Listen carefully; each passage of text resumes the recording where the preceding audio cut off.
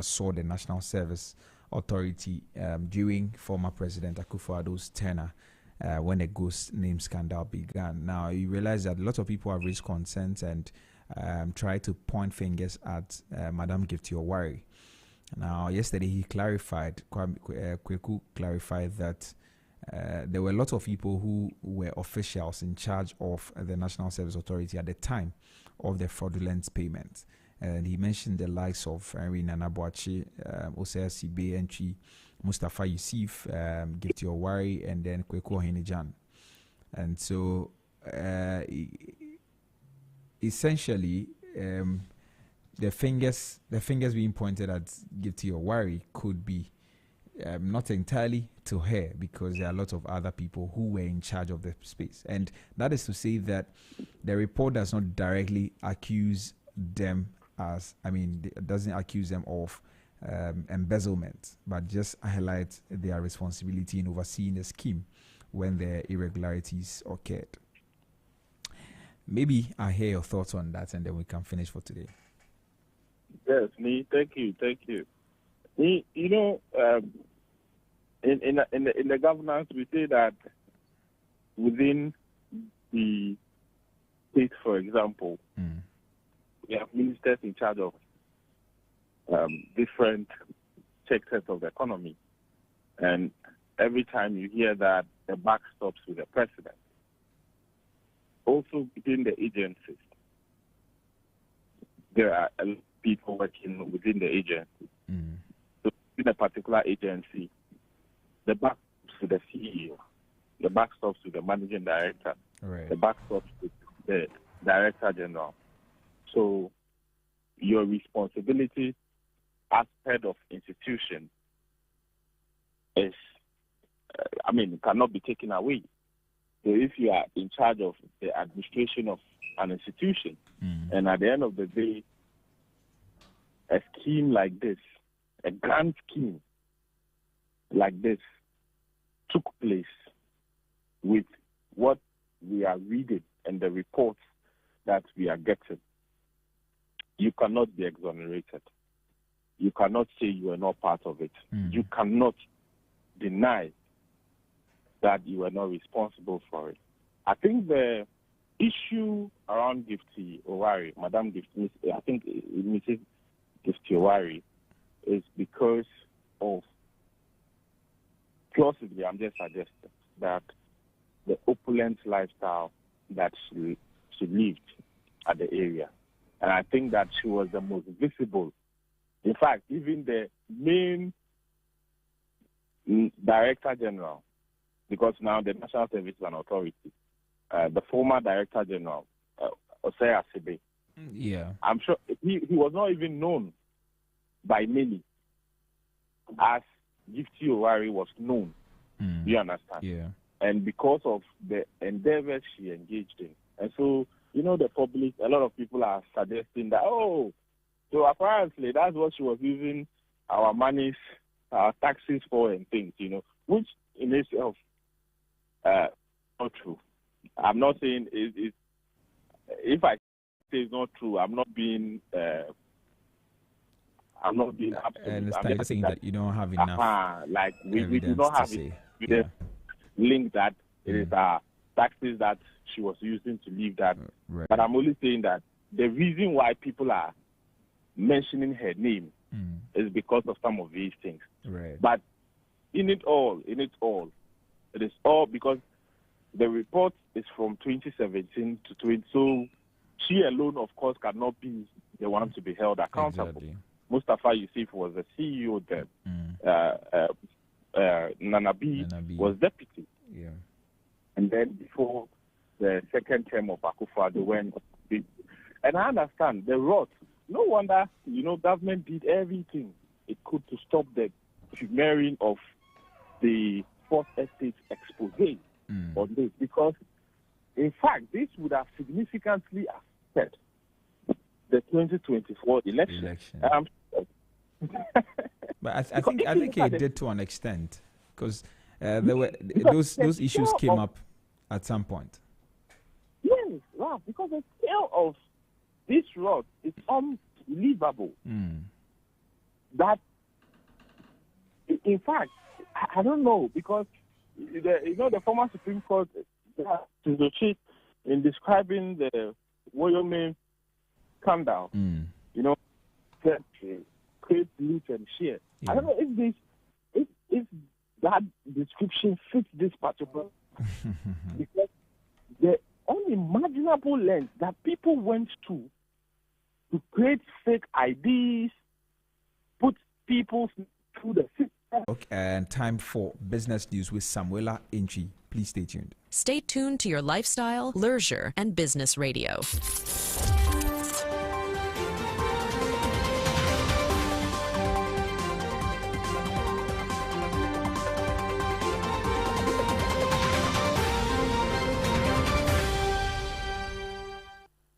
Hello and welcome to the business news segment on Business Breakfast on Zed. I am Samuela Intri. Coming up shortly, resume refinery operations, MPA boss task TOR management. And from Professor Jampo, don't undermine the interest of Ghana in the international trade. Also, prices of petrol and diesel to go down, LPG to remain unchanged. This is from the IES. The news in detail.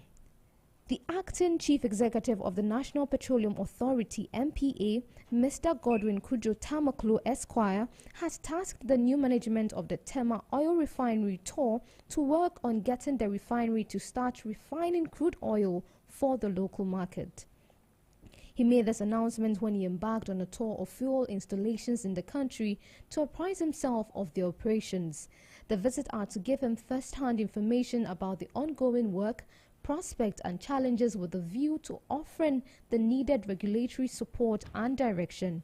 He was accompanied by the Deputy Chief Executive, Dr. Sheila Addo, and the management staff of the authority. The first port of call was the Ghana Petroleum Mooring Systems Limited, GPMS, where the team was taken offshore and briefed on how fuel vessels are berthed and how the fuel is discharged through pipes to terminals. The team also visited the Ghana Bunkering Services Limited, where it was taken through how fuel is discharged into tankers for onward distribution to oil marketing companies. Thereafter, the team visited the Central Oil Refinery Company Limited and the Tema Oil Refinery TOR. Speaking at the TOR, Mr. Tamaklo stressed the need for new management of TOR to work on getting the refinery to start refining crude oil for the local market. That, he said, would reduce the importation of refined oil and consequently ease the pressure on the cedi. In his remarks, the acting managing director of TOR, Dr. Yusuf Suleimana, stated that the management would ensure the revamping of TOR to perform its core function of the crude oil refinery. Speaking at Central Oil Refinery, the MPA boss affirmed the commitment of the authority to support Central in completing the second phase of its project.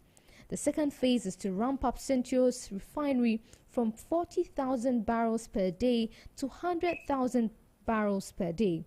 Mr. Tamaklo Esquire urged the management of Central to engage more Ghanaians, especially petrochemical engineering students and others from the other technical department, to allow for technology transfer. He said recruiting Ghanaians is cheaper as compared to hiring the services of expatriates. The MPA board welcomed the proposal by the Central management to start loading fuel at night in line with the 24-hour economy policy of the government. He said MPA's technical inspectors would follow up on the request and advise accordingly. Away from that, Professor Ransford Jampo, the Chief Executive Officer of the Ghana Shippers Authority, has entreated officers at the border not to undermine the interests of the country in the international trade. Rather, all stakeholders should be interested in growing the transit trade in the interest of Ghana to help generate revenues that could be channeled into development to bring Ghana from its quagmire of poverty and underdevelopment. Professor Jampo said, "No sabotage here. I'm interested in growing Ghana so our children and generation after us could be comfortable in staying in their own country and be proud of our contributions to the development of the country." The new chief executive officer of the Ghana Shippers Authority told key stakeholders who regulate and promote the international trade at the Elubo border in the western region when he visited the freight park in Elubo with stakeholders. Professor Jampo said export markets will be one of the cardinal focus of his administration to drive growth. We are here to prosecute the mandate of international trade. He said the legislative instrument to operationalize the Shippers Law Act 1122 of 2024 would soon be done. Professor Jampo also called for effective collaboration to ensure that businesses reserved for Ghanaians were not taken over by foreigners. He commended the team for keeping faith in the business and ensuring the utmost interest of Ghana. Assistant Commissioner of Customs Louise Danmenia spoke about challenges of infrastructure to manage the ever-growing freight sector. He said the Elubo corridor was one busy entry point that must be resourced to effectively handle the daily cargo volumes. Our trucks are now mini trains and can be very dangerous if we have to handle buses and these trucks on peak hours. Commander Mania also spoke about the critical need for a designated space for the confinement of explosive that use the corridor. Our risk vulnerability analysis on these explosive handling along the roads is a nightmare. We should also act fast to avert future catastrophe, he added. The Border Security Force could be seen as a strong bond working collectively to reduce accidents due to haphazard parking. The prices of petrol and diesel are likely to go down marginally in the second price window beginning February 16, 2025. However, the price of liquefied petroleum gas (LPG) is likely to remain unchanged. According to a forecast by the Institute for Energy Securities, this is due to a reduction in prices of finished products on the international market despite a 2.18% year-to-date depreciation of the cedi to the dollar. Brent crude prices remained within the $70 per barrel range, declining steadily over the later days of the first pricing window for February 2025. Before the U.S. Energy Information Administration EIA report on February 7, Brent traded at $75.93 per barrel but fell to $75.85 afterward due to rising U.S. crude oil inventories and seasonal trends. By the end of the pricing window, Brent crude dropped to $74.74 per barrel from $81.08, marking a 5.65% decline with a biweekly average of $75.38 per barrel. Monitoring of petroleum price performance data published by Standard & Poor's S&P's Platts for the first half of February 2025 shows a decline in prices reflecting trends on the global oil market. Specifically, the data indicates that the closing price of petrol stood at $722.17 per metric ton, diesel at $708.67 per metric ton, and LPG at $622.46 per metric ton. The first pricing window of February 2025 saw upward price adjustment of petroleum products on the local fuel market. Prices of liquid fuels increased for the third time since the beginning of the year.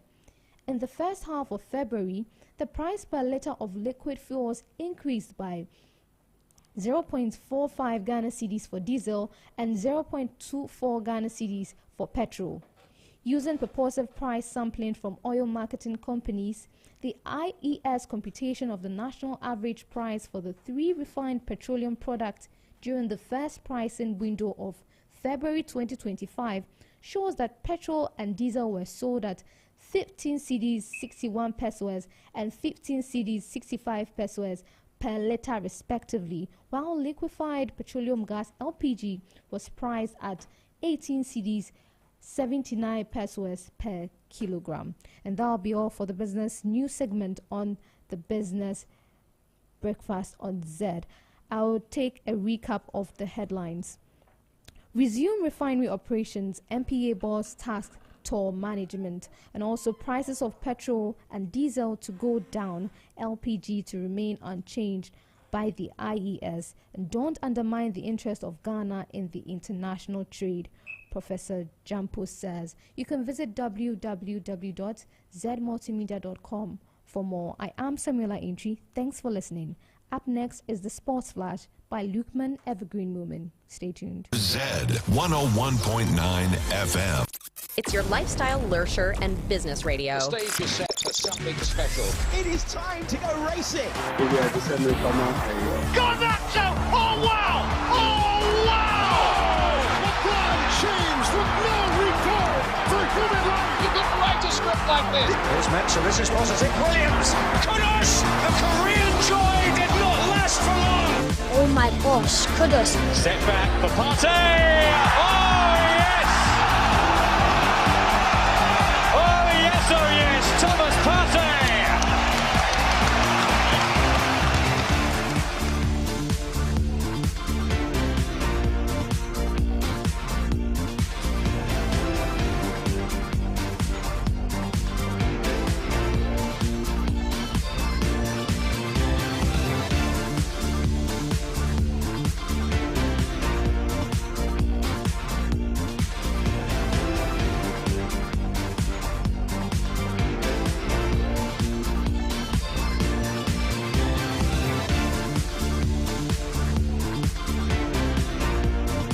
Hello, good morning. It's time for Sports Flash on the Business Breakfast on Zed. My name is Lukeman Evergreen Moment. Now, the second leg of the UEFA Champions League playoffs will begin tonight with some mouth-watering clashes.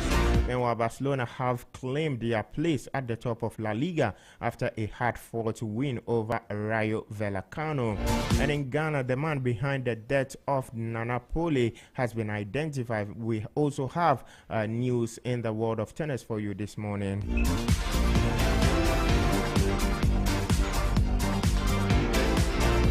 But then we begin with some transfer news involving Ghanaian players, and Blessing Esuman Dankwa has completed his move to Swedish club Orebro SK in the Swedish Super Ettan League on loan from Accra Lions. Now, Swiss Giants FC Basel have also completed the signing of Ghanaian defender Daniel Theophilus Esiedu. Now, the club announced the acquisition of the youngster in an official statement on Monday, and the 20-year-old has signed from Ghana Premier League side Brekum Chelsea. FC Barcelona have also signed 18-year-old Ghanaian centre-back Hafiz Gariba on a 3-year contract. The young defender, who recently turned 18, has been on Barcelona's radar for some time, with the club finalizing his signing as soon as he became eligible.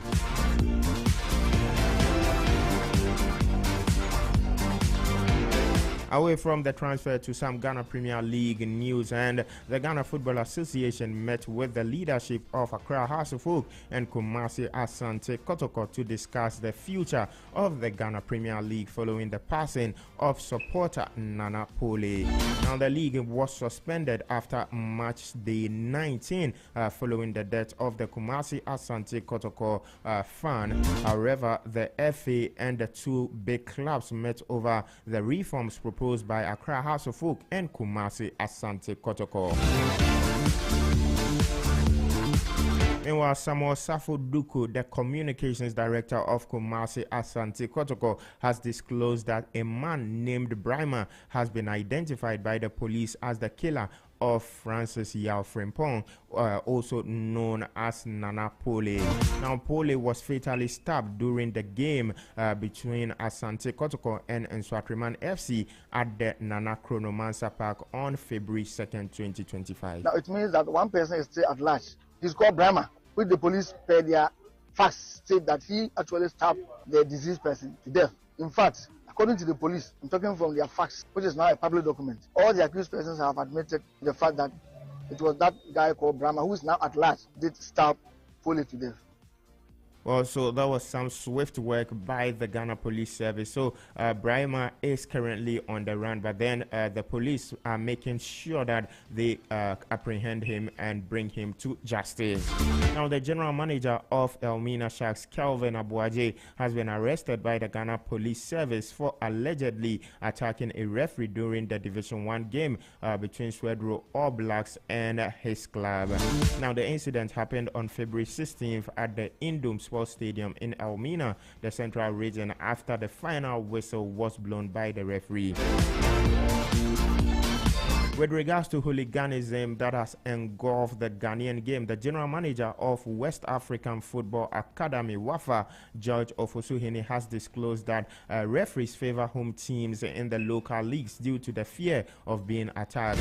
Now, he cited several examples, including an incident which happened in Elmina during WAFA's visit. Even in the Elmina Sharks itself, I was even going to speak to the match commissioner about what is going on in protest. But before I even got there, the referee they were in that place. I cannot even go there to make my protest because that's where the home team is, exactly because Wafa was leading. So if it goes like referees will always want to favor the home team to get what they want for them also to. Sometimes they don't even take bribes. Some of them, they want to please the home team, get the 3 points so that he also come back home safely. Well, so that is the current situation of Ghana football as we speak. Now to Europe, Barcelona saw out a Navy win against Rayo Vallecano to return to the top of La Liga for the first time since December. Robert Lewandowski's first half penalty was enough for Barcelona to leapfrog title rivals Real Madrid and Atletico Madrid after both capital clubs dropped points in 1-1 draws on Saturday.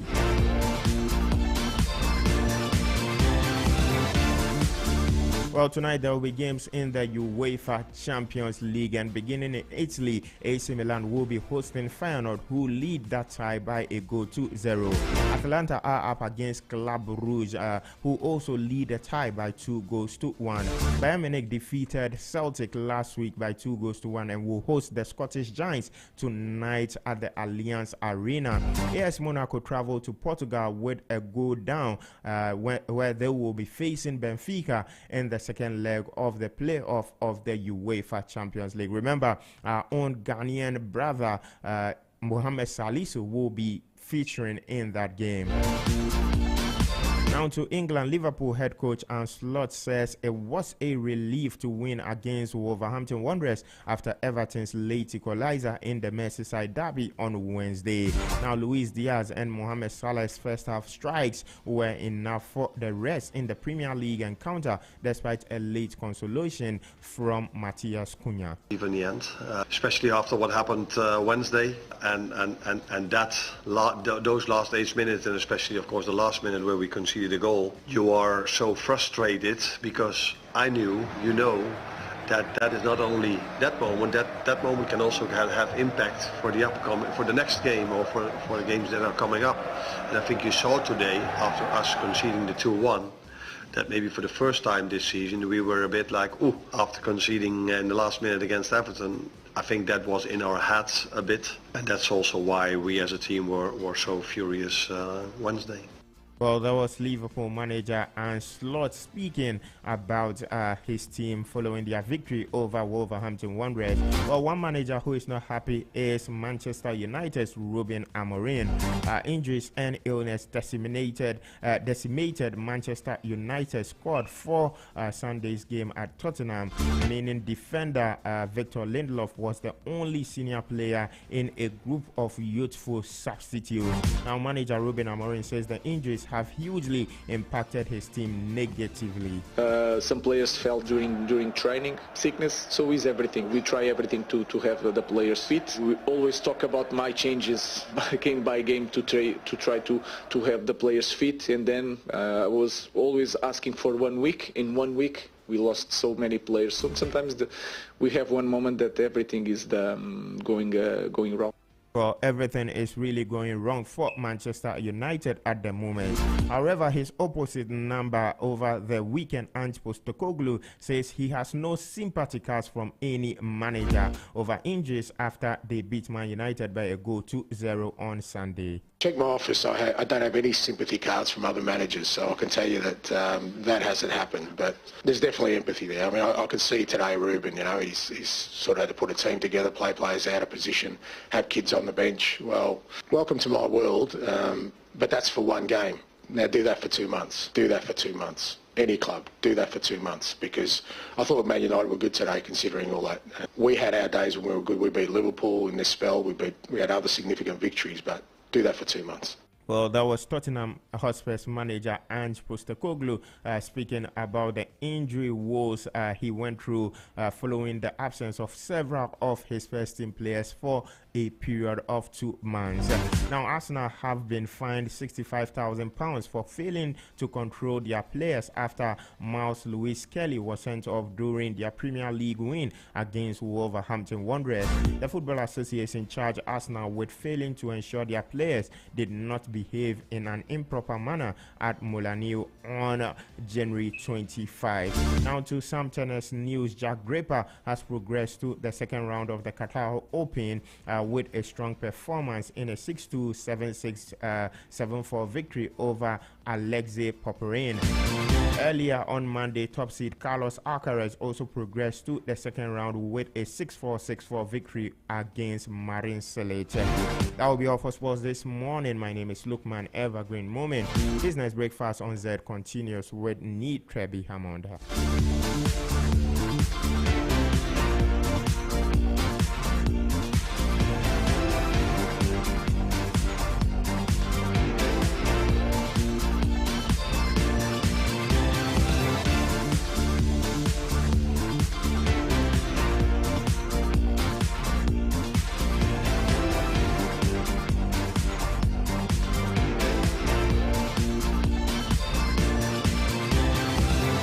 Stay tuned to your lifestyle, leisure, and business radio.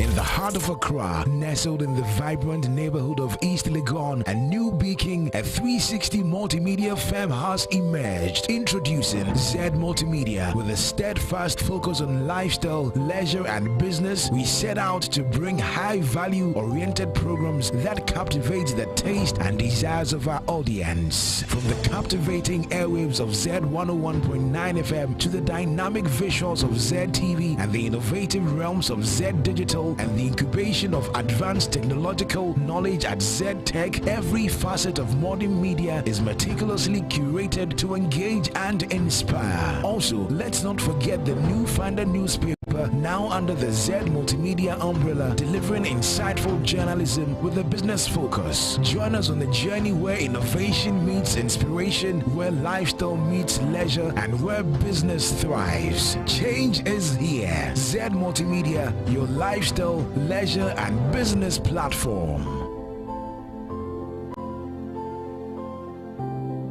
It's your lifestyle, leisure, and business radio. Zed 101.9 FM.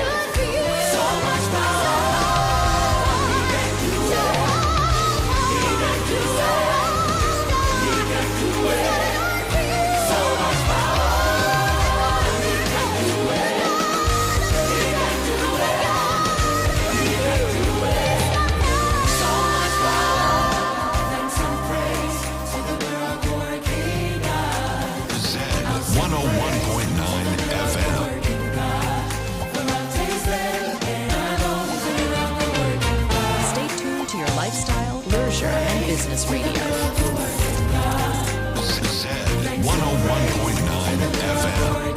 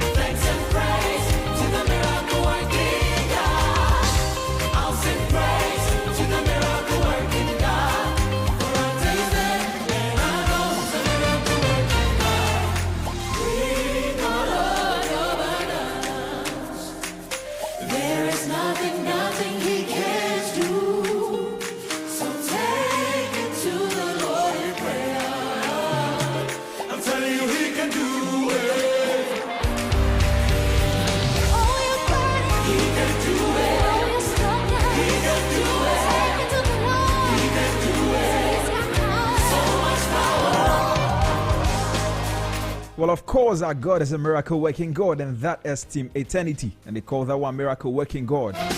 Well, thank you very much for staying. Just gone by as a sports flash with Lukman Evergreen Moomin, and also business news with Samuela Inchi. We're going to move right into business brief this morning here, and I'm going to share something on housing and accommodation in Ghana. Stay tuned. It's your lifestyle, leisure, and business radio.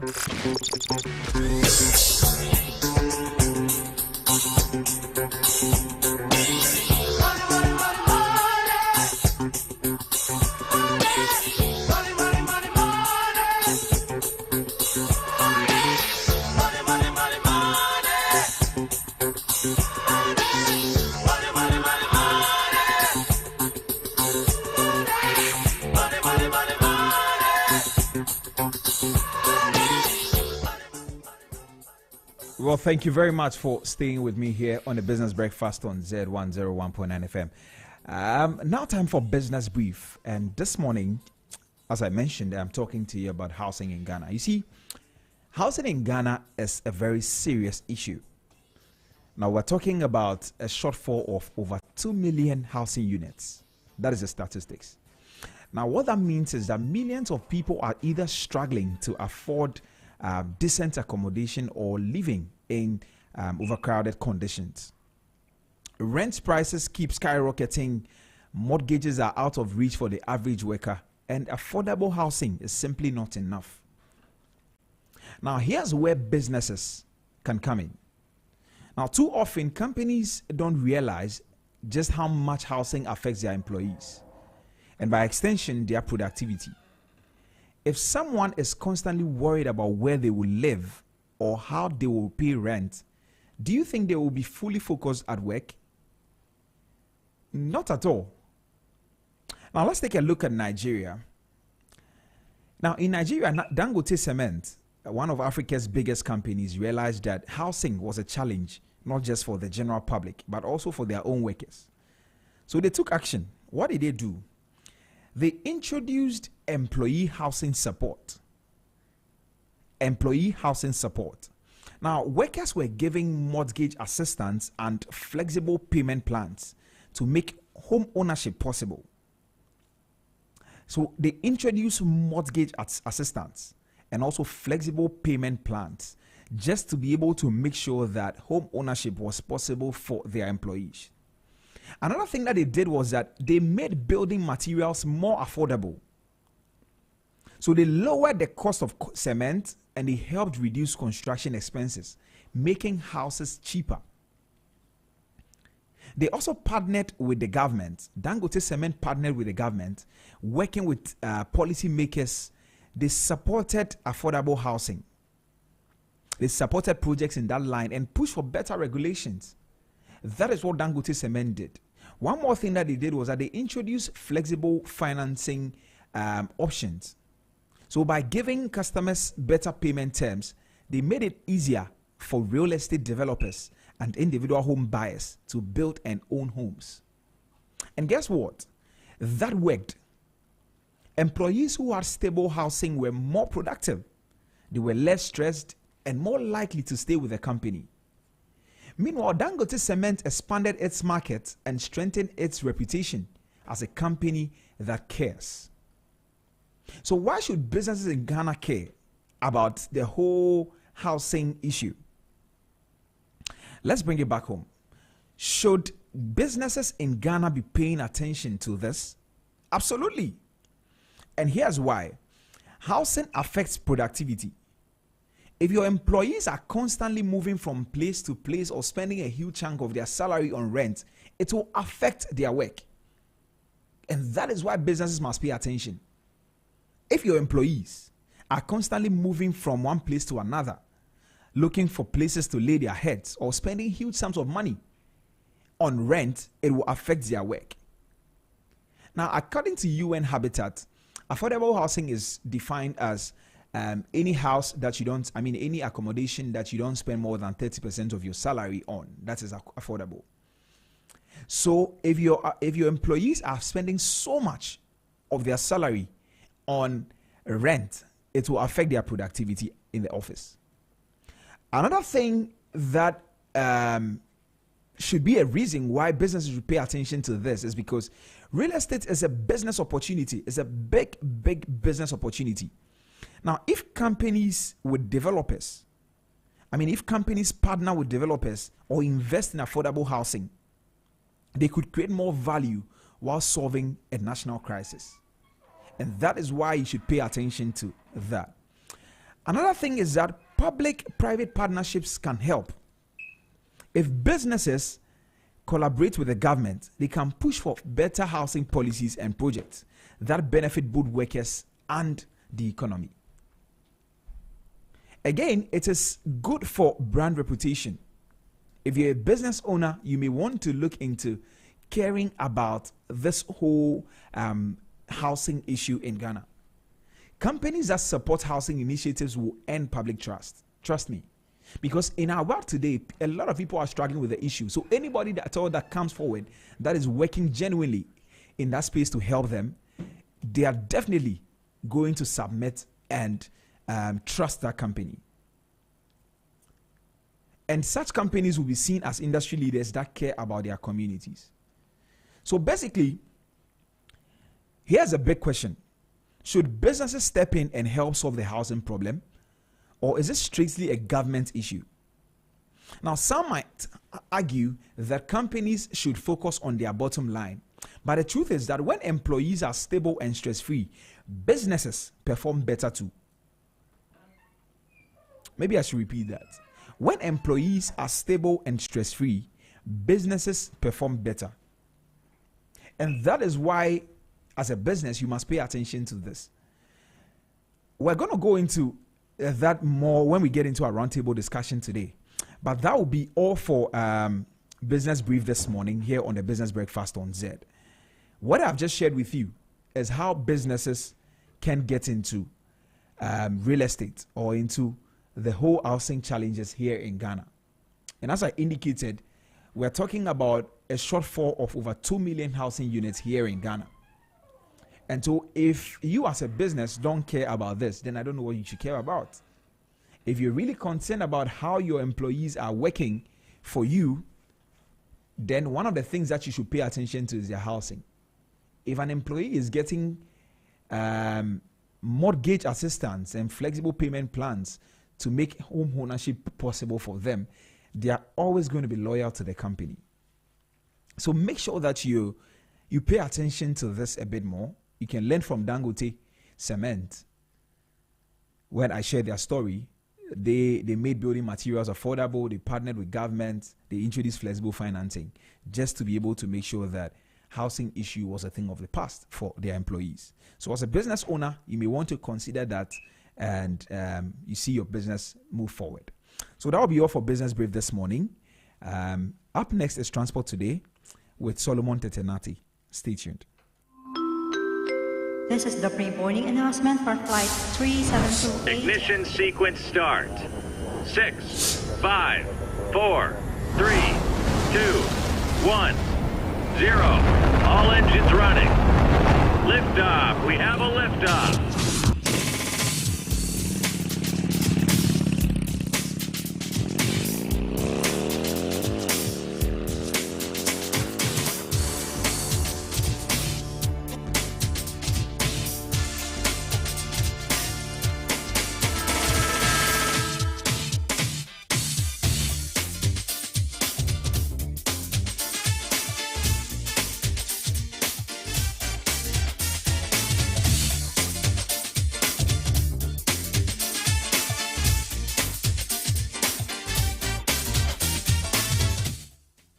Well, thank you very much for staying with us here on the Business Breakfast on Zed 101.9 FM. Solomon Tetenate is seated to bring us all the details, the flight schedules, as well as the traffic situation in town. Solo, good morning. How are you? Good morning. I'm good. What about you? Yeah, I'm very good. I'm also doing well. Just that I'm happy about what you were just sharing with us about the housing problem. Charlie, it's a very major issue. It's something that, a lot of people are going through, and if it's being addressed, I think people are going to be happy. That's true. About it, and the fact that you mentioned that it also increases productivity in the workplace. I think businesses should also consider that and try to provide something for their people or their employees so that their production will also increase. Right. Yeah. And they can do it. We shouldn't rely on government for everything. So we should, consider this, and then I think it will help us as Ghanaians. Thank you so much for sharing. Absolutely. That with us. I mean, it's a very important thing that you also talk about. Yeah. So let's hope that businesses listening to us will hear us and take action. Yeah. We hope so. All right. So I'm taking you through the flight schedules for today, and I'm starting with Passion Air, Accra to Kumasi. We have 6 flights available today for Passion Air. First flight takes off from Accra 6:20 a.m. and then arrives in Kumasi at 7 a.m. and then takes off from Kumasi at 7:30 a.m. and then arrives in Accra at 8:10 a.m. Second flight takes off from Accra 8:50 a.m. and then arrives in Kumasi at 9:30 a.m. and then takes off from Kumasi at 10 a.m.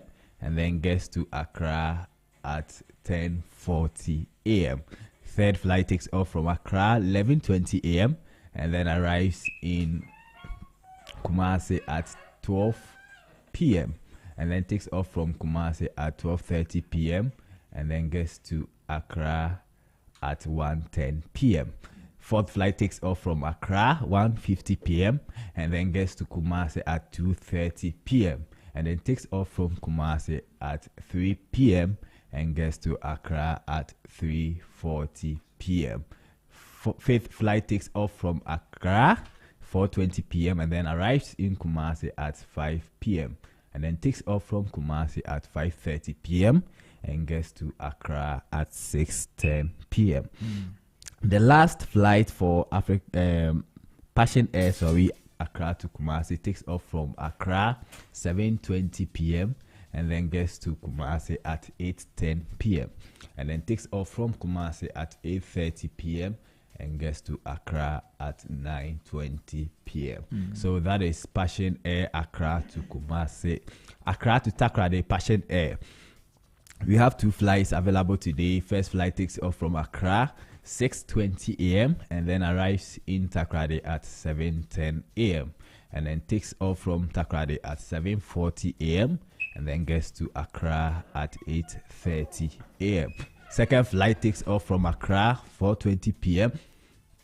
and then arrives in Takoradi at 5:10 p.m. and then takes off from Takoradi at 5:40 p.m. and gets to Accra at 6:30 p.m. Accra to Sunyani Passion Air. We have 1 flight available today, and it takes off from Accra 9:10 a.m. and then gets to Sunyani at 10:10 a.m. and then takes off from Sunyani at 10:40 a.m. and gets to Accra at 11:40 a.m. Accra to Wa, today we don't have any flight available. So Accra to Tamale Passion Air. First flight takes off from Accra 6 a.m. and then gets to Tamale at 7:20 a.m. and then takes off from Tamale at 7:50 a.m. and gets to Accra at 9:10 a.m. Second flight takes off from Accra 12:20 p.m. and then gets to Tamale at 1:40 p.m. and then takes off from Tamale at 2:10 p.m. and gets to Accra at 3:30 p.m. Third flight takes off from Accra 4 p.m. and then gets to Tamale at 5:20 p.m. and then takes off from Tamale at 5:50 p.m. and then arrives in Accra at 7:10 p.m. So that is all for Passion Air Accra to Tamale. Let's look at Africa World Airlines Accra to Kumasi. We have 6 flights available today. Accra to Kumasi, Africa World Airlines. First flight takes off from Accra 6:20 a.m. and then arrives in Kumasi at 7 a.m. and then takes off from Kumasi at 7:30 a.m. and gets to Accra at 8:10 a.m. Second flight takes off from Accra 8:40 a.m. and then arrives in Kumasi at 9:20 a.m. and then takes off from Kumasi at 9:50 a.m. and gets to Accra at 10:30 a.m. 10:20 a.m. sorry, and then third flight takes off from Accra 9:40 a.m. and then arrives in Kumasi at 10:20 a.m. and then takes off from Kumasi at 10:50 a.m. and gets to Accra at 11:30 a.m. Fourth flight takes off from Accra 2:10 p.m. and then arrives in Kumasi at 2:50 p.m. and then takes off from Kumasi at 3:20 p.m. and gets to Accra at 4 p.m. Fifth flight takes off from Accra 3:10 p.m. and then arrives in Kumasi at 3:50 p.m. and then takes off from Kumasi at 4:20 p.m. and then gets to Accra at 5 p.m. And then the sixth flight, and that's the last flight for Accra to Kumasi, Africa World Airlines, takes off from Accra 7 p.m. and then arrives in Kumasi at 7:40 p.m. and then takes off from Kumasi at 8:10 p.m. and gets to Accra at 8:50 p.m. So that is Africa World Airlines Accra to Kumasi. Let's look at Accra to Takoradi, Africa World Airlines. We have 3 flights available today. First flight takes off from Accra 6:40 a.m. and then arrives in Takoradi at 7:20 a.m. and then takes off from Takoradi at 7:50 a.m. and gets to Accra at 8:30 a.m. Second flight takes off from Accra 12 p.m. and then arrives in Takoradi at 12:40 p.m. and then takes off from Takoradi at 1:10 p.m. and gets to Accra at 1:40 p.m. Third flight takes off from Accra 4:30 p.m. and then arrives in Takoradi at 5:10 p.m. and then takes off from Takoradi at 5:40 p.m. and gets to Accra at 6:20 p.m. So that is Accra to Takoradi Africa World Airlines. Accra to Tamale. Africa World Airlines, Accra to Tamale. We have 4 flights available today. First flight takes off from Accra 6:30 a.m. and then arrives in Tamale at 7:30 a.m. and then takes off from Tamale at 8 a.m. and gets to Accra at 9 a.m. Second flight takes off from Accra 9:30 a.m. and then arrives in Tamale at 10:30 a.m. and then takes off from Tamale at 11 a.m. and gets to Accra at 12 p.m. Third flight takes off from Accra 12:30 p.m. and then arrives in Tamale at 1:30 p.m. and then takes off from Tamale at 2 p.m. and gets to Accra at 3 p.m. And then the last flight for Accra to Tamale Africa World Airlines takes off from Accra 3:30 p.m. and then arrives in Tamale at 4:30 p.m. and then takes off from Tamale at 5 p.m. and gets to Accra at 6 p.m. So that is all for the flight schedules today. Both Africa World Airlines and then Passion Air. Right. Let's look at the traffic situation in town.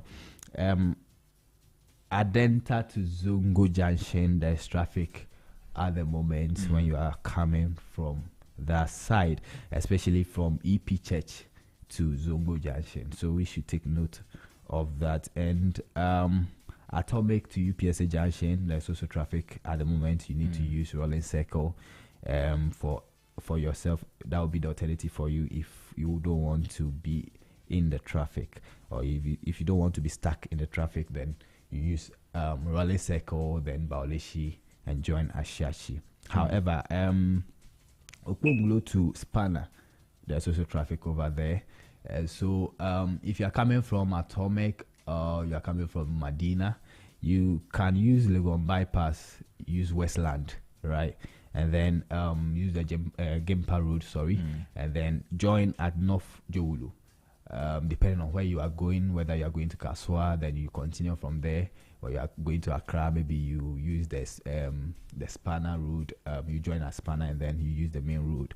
So in order to dodge the traffic at Okonglu to Spanner, you can use Legon Bypass when you are coming from Medina or Atomic, and then Gempa Road and join at North Jowulu. So that would be the alternative for you. Lancaster Hotel to 37 Military Hospital, there's also traffic over there at the moment that we need to take note of that.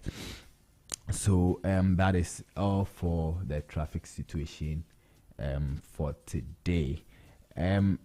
British Airlines issues travel advisory to Ghanaian passengers returning home. So Ghanaian travelers planning to return home via British Airways are advised to prepare for significant disruptions due to planned road closure on the M25 and A3 motorways this March and April. So British Airways has issued an urgent advisory for passengers traveling through Heathrow and Gatwick airports, highlighting the potential for delays. So the M25, a vital route for airport access, will see full closure in both directions between Junction 9 and 10 on 2 weeks in March. So the specific closure times are as follows. So this is important information that people need to take note. So I'll take you through the time schedules for the closure. March 7, 9 p.m. to March 10, 6 a.m. Complete closure between Junction 10 and Junction 11 at Ketse. And also March 21, 9 p.m. to March 24, 6 a.m. Another full closure in the same area.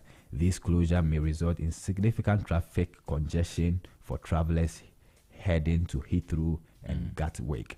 In addition to the M25 disruptions, the A3 will also experience closure in April. key dates include April 11, 9 p.m. to April 14, 6 a.m. Full closure in both directions between Junction 10 and the Pinchot roundabout. Travelers using British Airways as well as other airlines like EasyJet, Jet2, TUI, and Ryanair are strongly encouraged to allow extra travel time and consider alternative route to avoid delays. So that is from the camp of British Airways. So they want to, advise Ghanaian travelers that are coming home to take note of this information. So that is all for transport today. Right. But yesterday there was a plane crash. I'm not too sure if you heard about it, but in Toronto, very sad one. So I think Delta Airlines jet was attempting to land at Toronto Pearson Airport, and there was amid some strong winds and drifting snow, and it crashed and flipped over the tarmac yesterday. Interesting. And we finally had to rest on its belly. So it's not funny. The jet actually flipped over. But I mean, the good news is that there were just 18 people that were injured. Nobody died, and one person is in critical condition, but it's not life-threatening. But that is the situation. Maybe you should follow that story and then give us more updates as and when. All right, thank you very much, Solu, for joining me this morning for the transport today. Well, up next is market trends, but just before that, we'll take a quick music break. When we return, Emmanuel Boateng, economic analyst, will join me to discuss a few things on the local markets. Stay tuned.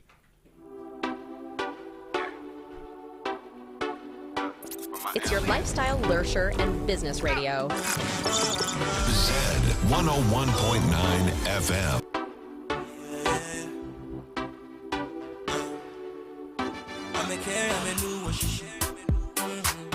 I'm a K-E-L, me, I never gonna be nobody. I'm a K-Lo, me, kilo, Jimmy. But when I come out my pants, then they see me, then they jump on me. They say, me, pay me, who I say, mo, intina, men kuna meda. But if your eye red, when you miss me, jiga, if I be nobody. Then why say your wife see me, no, she the show body. You better check yourself. Charlie, can't come, woman. Can't claim, I can walk a bag, woman. Can't come, woman. Can't claim, I can walk a bag, woman.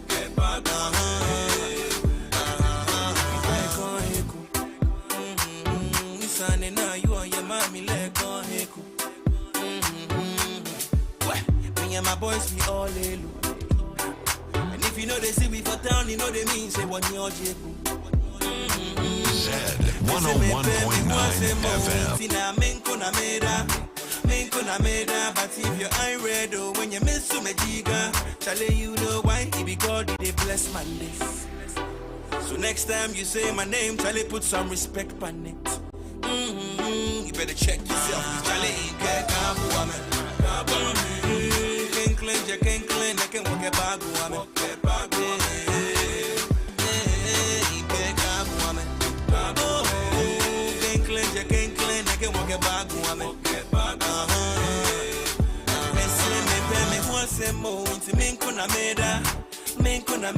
But if your eye red, when you miss me jiga, you say miss me jiga. But if you love me, I they love you. My body, I no go fit to dog you. And if you don't like me, massaging so na goda. You better check yourself. Can't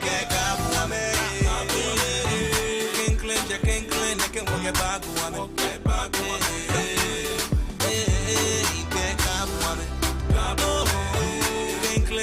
claim, I can walk a bag, woman.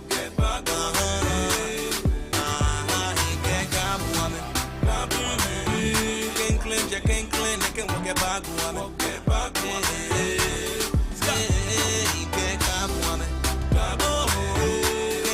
Can't claim, I can walk a bag, woman.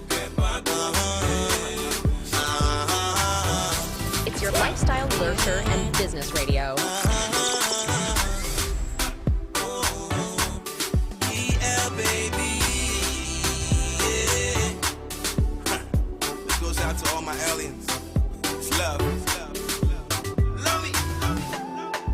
It's your lifestyle, leisure, and business radio.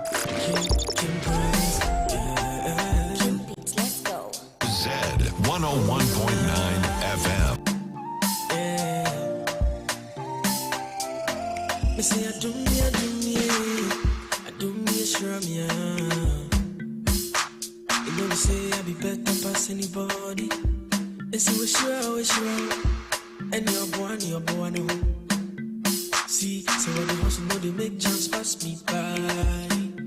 So make it do your best and use your sense. I show the stress since I put God first. Charlie, it no be race, it no be test. And Jack guide to no one can test. So make it tell them. So we do come, no the fear them. Baba God did from my side, so no shake it. Yeah, when you're media, on Tonko na Hondo. On any CCTV, baby, and anyone is so. Even if I walk through the valley of death, I know the fear. Every day be your guide. Yeah, when you're media, on Tonko na Hondo. On any CCTV, baby, and anyone is so. Even if I walk through the valley of death, I know the fear. Every day be your guide. So make you no cry, no cry. Say you go be, make you still try. You no draw money, yeah, when you walk. I shit no good way. I pity make you no cry, still try. Say you go be, make you no cry. You no draw money, yeah, when me die. I don't mean a song, I don't mean a dimmy. I don't mean a dimmy, cheating in China, cheetah. Don't mean a song, I don't mean a dimmy. Oh, yeah, cheating in China, cheetah. Yeah, when you're media, on Tonko na Hondo. On any CCTV, baby, and anyone is so. Even if I walk through the valley of death, I know the fear. Every day be your guide. Yeah, when you're media, on Tonko na Hondo. On any CCTV, baby, and anyone is so. Even if I walk through the valley of death, I know the fear. Every day be your guide. Your guide. Nyame back up in the bomb and home. Timua, mo bomb and hope on a family whole time. Mudi masana mo bomb second. Mo man, Thomas, so much make the botan, what dummy. Between me, the baby crown and me fear. Charlie, the surround of Pamishin in media. Senior, a deep baby crowd, boom in the chair. Bunyame, once in one Kamayashi Semuchia, woman is a Mituana man of Muchama to fair. One to me, Punya Timakume. One in the Kama for one in my coachem. My mentor was an amente was or can I say Musefa was Sankanya Mishirano, Unyamena, Washeme Bontina de Piano, and Sana, Udimi Dini the Kobe Piano, Kaisa Washemi, Ubeduna with Siano, El Shaddai. On Tonko na Hondo. On any CCTV, baby, and anyone is so. Even if I walk through the valley of death, I know the fear. Every day be your guide. Yeah, when you're media, on Tonko na Hondo. On any CCTV, baby, and anyone is so. Even if I walk through the valley of death, I know the fear. Every day be your guide. Well, thank you very much for staying with us here on the Business Breakfast on Z101.9 FM. Now time for market trends, and Emmanuel Boateng, our economic analyst, is over the phone lines to help me break down a few things this morning. Ima, good morning. Good morning, Raphael. Yeah, how are you doing? I'm well. How about you? Yeah, I'm doing very well today. Yeah, I think yesterday we had started a conversation. We started talking about the World Bank Public Finance Review of Ghana that was released in 2024, December 2024. And we talked about some of the key drivers of Ghana's economic growth right from 2008 to 2019. And we also talked about how Ghana's debt accumulated to unsustainable levels. And you made us understand certain things in that regard. We also spoke a bit about what the impact, what exactly the COVID-19 did to our fiscal health as a country. And then I think we ended on why Ghana has struggled with domestic revenue mobilization.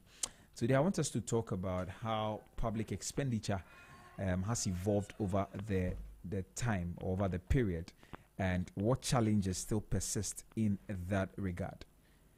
So tell me, how has public expenditure evolved, and what challenges still persist here in Ghana?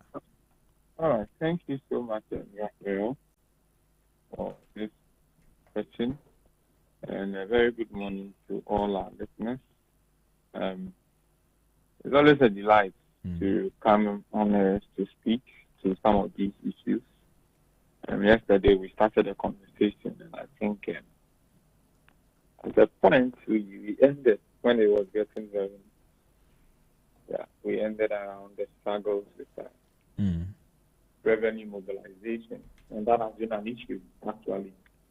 We spoke about the fact that we have a narrow tax base, and that translates into amount we are able to raise as tax revenue. We dealt with compliance issues and the rest of them.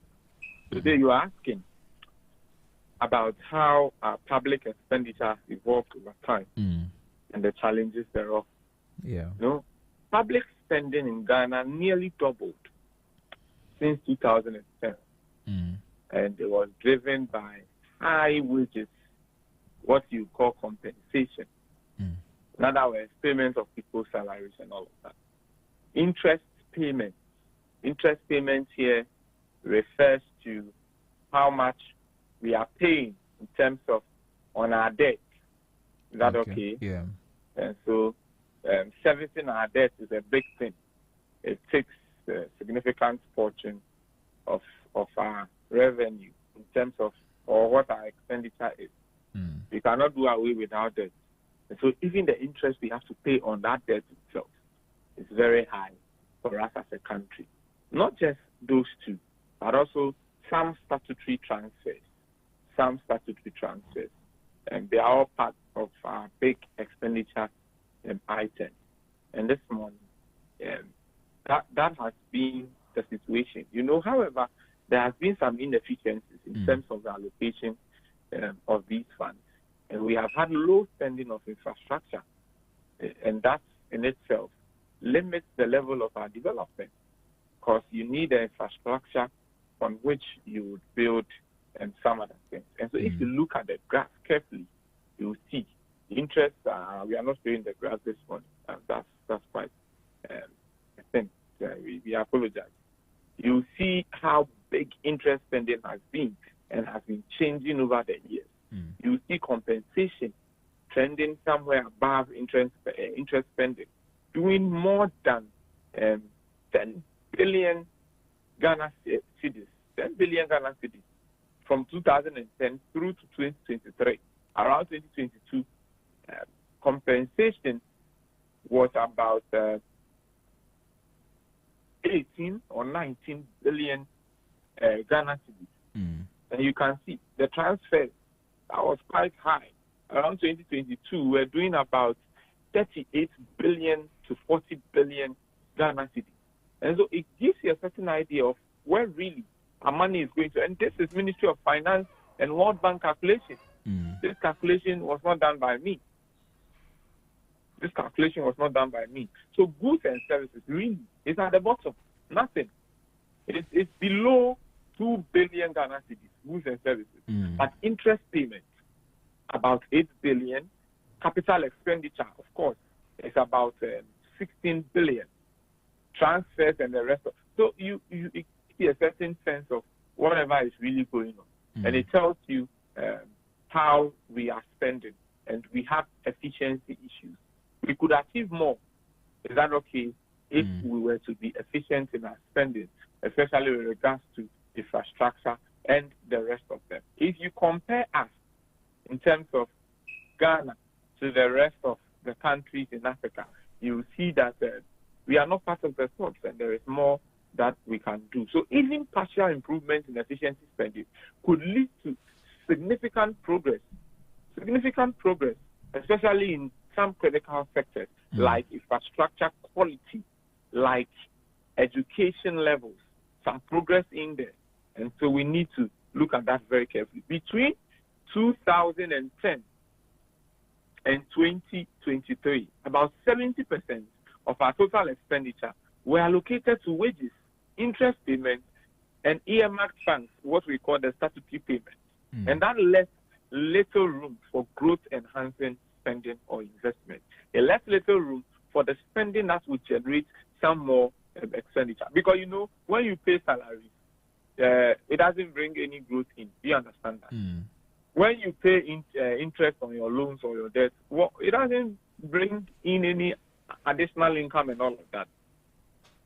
And that has been a problem over the years, Raphael. But the question I want to ask before we move on to talk about some other things, what could be done about issues like this? Because as long as we continue to spend, that will mean that, as long as we continue to pay wages, that will mean that our public debt our public expenditure will continue to rise. So what could be done? What could be done about it? So yes, it's a good question, because you cannot say you're not going to pay wages and salaries. You can't say that, because there are people working in the public sector, and they all ought to be paid their fair wages and salaries. Is that okay? So that has to be done. The point we are making is that if a significant proportion of what you are spending on is on these, then there is a problem. I don't know if you get it. Yeah. So there is a big mix. Listen to how government spending in terms of economic categories. These are the categories: subsidies, transfers, and the others. Then you have capex, what we call capital expenditure. Is that okay? Building of roads and all of these things. Do you get it? Infrastructure development and all. Then we have compensation. Then we have interest payments. Then we have goods and services. My brother, the point is that a lot of our expenditure really should be around capex and not compensation and interest payments. If you I think I've sent you this, so the graph is in there. If you look at the graph that was plotted, you would find that interest payment is big and compensation, they are very big. But you see that capital expenditure is just a thin line. Do you understand what I mean? And that is worrying. Goods and services is very thin. And these things have implications. They have implications. So a lot of your spending or a lot of your expenditure should not go into some of these items. Compensation, that gives a certain idea that no, we are spending a lot on sectors that are not the productive sectors, they are not spending on the productive sectors of the economy. Do you get the point? Yeah. And that is the point I'm really raising this morning. That is the point I'm really raising this morning. And so if we want to be efficient in our spending, we need to relook at where we have been spending. I don't know if that helps at all. We need to maybe give some more look into where we have been spending. Is that okay? And that is really going to help us. Otherwise, we wouldn't have been efficient. Is that okay? Yeah. Now, also, the report indicates some weaknesses in our public financial management system. What are some of the weaknesses that exist in that? Of course, our public financial management system has some weaknesses, right? Ghana's public financial management system is particularly characterized by fragmented IT infrastructure, weak commitment controls or internal controls. They are very weak. And we have some cash management inefficiencies. You see, the Ghana Integrated Financial Management Information System, what we call the GIFMIS, is that okay? Yeah. It's not fully integrated across government entities. And this results in inconsistent data and limited financial oversight.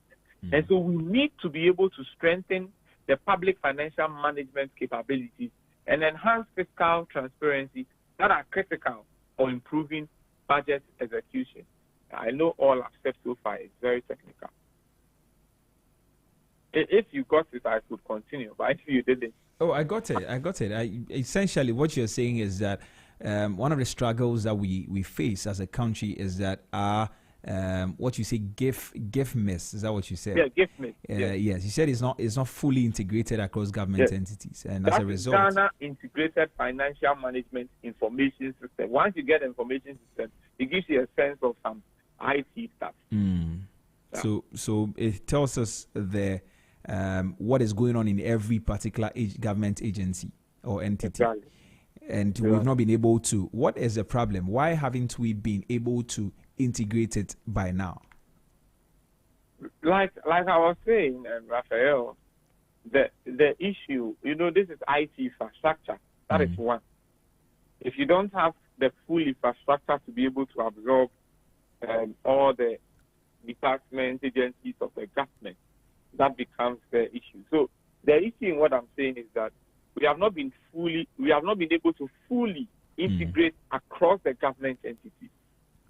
And that is my concern, because why is it so? Digitalization is possible when you have the digital infrastructure. Without the infrastructure, the rest of them will be talks and conferences. So you need to be able to build a strong digital infrastructure. You need to be able to reposition the activities of the government entities. You need to change the way it is being done. Do you get the whole point? If today we have an entity that has been manual over the years in terms of their standard operating procedures, in terms of the way they go about their business and all of that, that has to be changed. We need to introduce some infrastructure in there to be in sync with giveness. Do you get it? Yeah. Before we are able to apply what the giveness is all about. So you need to be able to build and raise the infrastructure. Is that okay? Yeah. Then you can apply it. You see, the inconsistency in data and limited fiscal oversight, they are two key issues. Is that okay? Yeah. But they are resulting from our inability to fully integrate giftness across government entities. And that is my worry. That's exactly what I'm worried about. But anyway, maybe we'll probably have to just move on. But my concern really, my concern really is that now you are highlighting the problem, what exists, and I'm asking myself that why haven't we done anything about it? Because I know some of these things are the reasons why certain corrupt activities still go on in certain government agencies, because there's no one system that handles every information across all the sectors or the agencies or entities, and as a result, people continue to as it were maybe engage in corrupt practices. All right, and so why haven't we done it? Is it that it is something we can't do? We don't have the infrastructure, the strength to be able to procure the right infrastructure and get the things done. What exactly is the problem? I'm here someone listening to you will say that this guy is pointing out the adverse effects of why we have not done this, and maybe saying that is it because we want to continue with the adverse effects? That is why we haven't done anything about it. We leave the ordinary Ghanaian to think so. The jury is out there for them to decide for themselves. But exactly what you are saying is really true. Maybe the government needs to pay some attention to this, make it a government business, and be able to achieve that. Because you know what it's going to do for us. Exactly. Because if you maybe we're trying to relate it to our everyday life. Now, if I have my pocket, right, my pocket is torn, and I keep dropping money in there. Whoa, and that means you don't want to save the money. Exactly. So I need to make sure that I sold that particular part of my pocket that is torn, so that I be able to, do that the pocket can be able to hold the money when I drop it in there. But if we are unable to do these things, we continue to. A better thing may be to even change the trousers. Exactly. Yeah, because so why don't once you sew it, it may tear again. In other words, the people who may sew it may know what to do to get it to tear again. I know what I'm really saying. And so we'll change the trousers. And here we bring in a digital infrastructure to be the new trouser. We really have to do something about that. But anyway, let's move on. Now, let's also talk. I mean, I think one of the things that the report also talks about is about the public sector wage bill.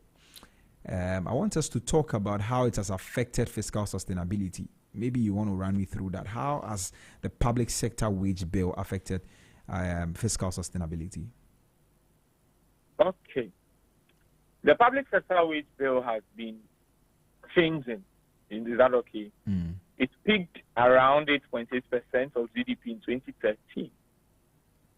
Public sector wage bill is an issue of salary, so that should be clear. Before it stabilized around 6% in 2019. However, it's important for me to note that increase in wage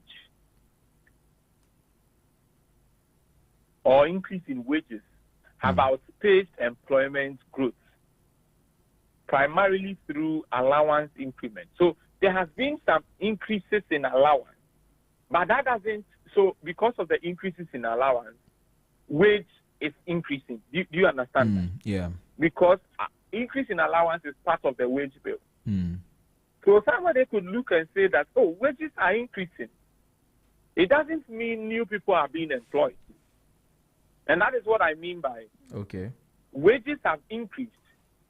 Is that okay? Yeah. And that increase have outpaced employment growth because allowances are increasing. However, no new employments are being created. And so there are two ways to understand it. Or there are two interpretations you can give. But in this case, one is wrong. So when you see that, oh, government wage bill is growing or increasing, then you can say, oh, new people are being employed. But it is not the case. Existing employees are having more allowances, and that is increasing the wage bill. Do you get me, Raphael? Yeah. So the high wage bill combined with limited workforce planning has constrained our fiscal flexibility and it has crowded out essential public investment. That's the issue. That is how our public sector wage bill has affected our fiscal sustainability. All right, I think we have just some 10 minutes to go. Now, what strategic reforms are necessary for long-term fiscal sustainability here in Ghana? To achieve fiscal consolidation, Ghana must implement some structural reforms in several key areas. In the area of revenue mobilization, we need to expand our tax base to a reform that will address that. I think there's a point. I think there's a point we've emphasized for so long. Yeah. Yes. I think I was born to even hear it. Anyway, continue. That's true. So we need to widen the tax net, or the tax base. We need to have a discussion around our tax exemptions again. Is that okay? Yeah. So we need to be able to rationalize our exemptions. And we need to strengthen enforcement and compliance with tax laws so that we are able to raise more revenue or mobilize more revenue. Is that okay? Then the other structural reform has to be targeted on expenditure efficiency. We need to be able to, as it were, optimize spending on education, health, and infrastructure. We need to spend around the growth-enhancing sectors of this economy. That is another key structural reform we must pay attention to. Right. Another thing we saw in the report is on issues on debt management. We need to establish a clear fiscal rule and improve oversight of contingent liabilities. What does that mean? How much should we borrow? At what point should we borrow? At what point should we not borrow? Where should we borrow from? At what interest rate should we borrow at all? Etc., etc. We need to be clear as a people, as a country, everyone. There must be a structural reform backed by a policy that says that Ghana's debt to GDP ratio should never at any point go beyond 50%. that says that Ghana should not go in for a debt to service another debt. That says that Ghana should not go and borrow to pay people's salaries. That says that Ghana should only borrow for certain kind of expenditure. Those expenditure that is able to repay the debt or the loans we go in for. We need to be bold about our debt management. Are you with me? Yes, I'm with you. Raphael? And then we need to improve our oversight of our contingent liabilities. And that's a major issue. Come again? I'm saying that's a very major one. Yes. We need to be bold about these things. We must not sit aloof and just be borrowing, entering the capital market, be borrowing and all of that, and compiling debts to be paid by grandchildren and great-grandchildren who have no idea of what we even use the money for. We need to put some things on the table. Right. If we are unable to keep our debt at sustainable levels,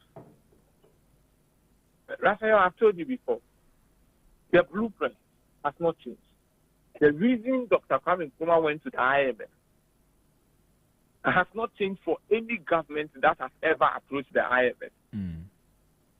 When President Mahama in his SWA administration went to the IMF, one of the key issues was debt unsustainability, policy credibility, and the rest of them. When President Nana Addo Dankwa went to the IMF, one of the key issues was debt unsustainability. President Kufuor, President Mills, and the rest of them, President Rollins, debt unsustainability was on the bill. What kind of government are we? That we've been going to the same doctor with the same issue for the same treatment. The same doctor, the IMF, the same issue or the same diagnosis, debt unsustainability, the same treatment, extended credit facility. Always going for the same money to treat the same issue. No. What have we done about that? Why should that still remain in our books as the reason why we approach the doctor? Even if it were a disease or an illness and we're taking drugs, my brother, wouldn't our bodies have developed the right antibodies to fight the disease or the causative organism? It would. Of course. The more you get malaria, the more you take drugs to combat it, the more your body develops some antibodies to fight it anytime you get it. Why? That is even a natural occurrence. Why is it that something we have control over, we cannot deal with it once and for all? Why? It is an issue of debt unsustainability. What do we do? Efficient spending, revenue mobilization, limit the amount of debt we go in for. When we go in for debt, spend it on productive sectors of this economy, on sectors that can regenerate income to pay down on the debt. Why should we always be owing? And anytime we are owing them, we are told by our headmasters, you cannot employ more, freeze employment, freeze this, do this. Oh, my brother.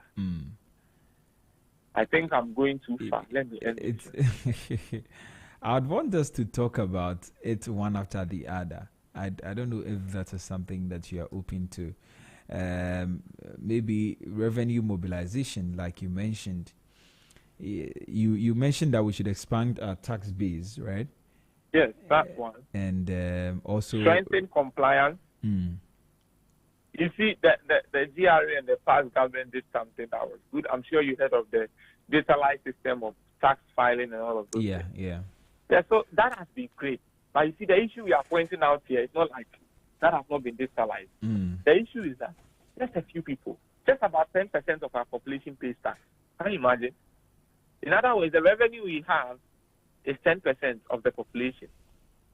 The remaining 90%, why haven't we roped them in? How can we rope them in? We must admit a few things and move on.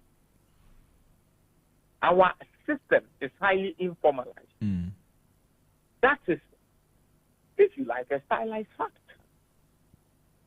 How do we bring taxation close to the informalized sector? It's a discussion we must have. It's an issue of national concern so that we will be able to get the revenues we need from this informalized sector. What do we do? We should not expect that everybody will try and become formalized. It will not happen.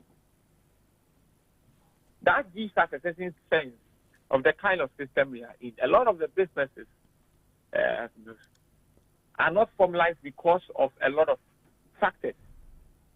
Is that okay? Yeah.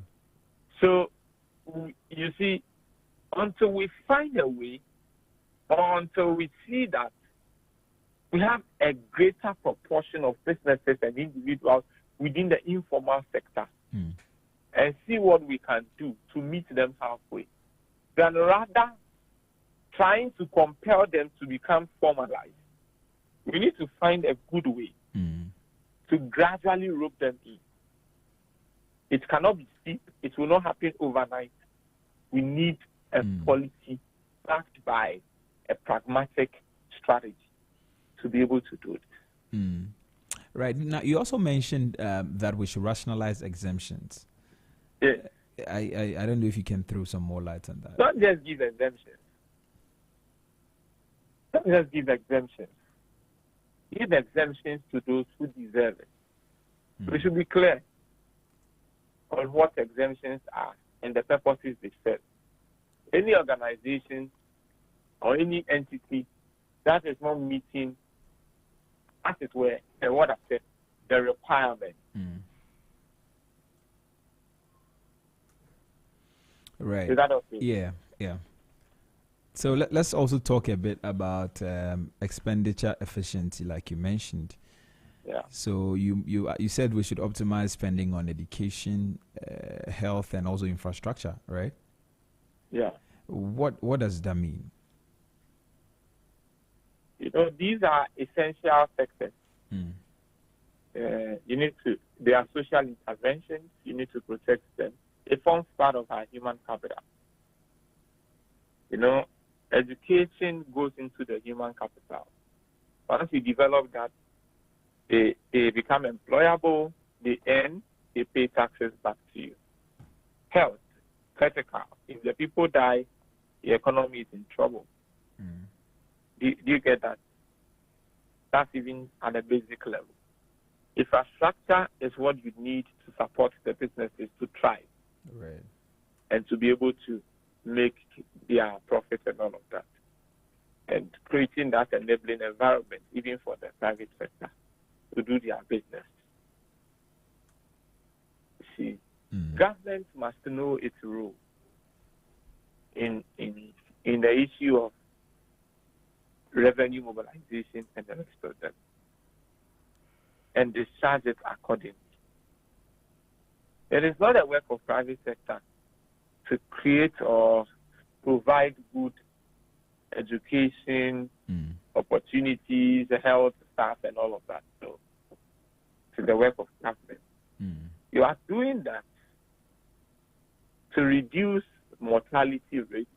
You are doing that to enhance the abilities and capacities of your human resource.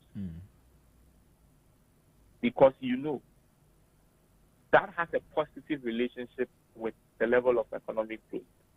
When human capital is improved, economic growth sees the benefit. Is that okay? Yeah.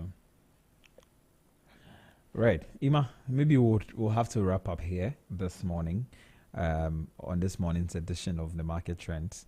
Hopefully we get to talk about the revenue mobilization a bit more. We're going to look at the challenges and the opportunities that it presents tomorrow. I hope that is fine.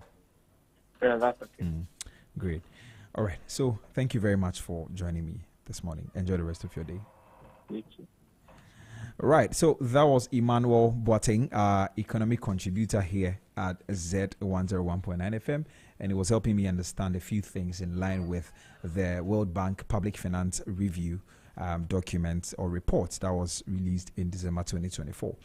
Well, up next, we're going to get into our roundtable discussion, and my guest is already seated.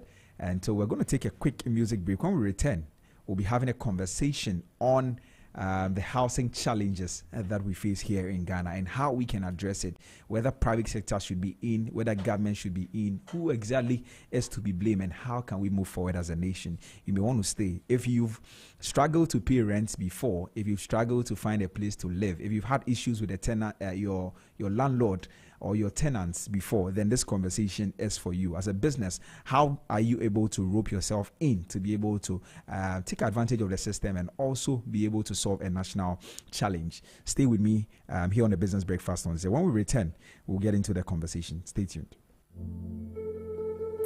It's your lifestyle, leisure, and business radio. Get on, Dre. Sama brantia, me tisuyaye. Miami tima dance, yeah, me si daddy for half of my life, cooking up militante. Timi nimi huwa date. Brian to me penu ye, to me pound up and ten. Me got to send something my mind racing. Some bridges are burnt into boys pee. One of them see and Kosiaga. Da we forwarding back in never. Now ya murder your hearts in the shoes in the gun. No smoking the ups in my side, me liver. So I pray for you guys, peace and a story. Yes, I go. Yes, I go.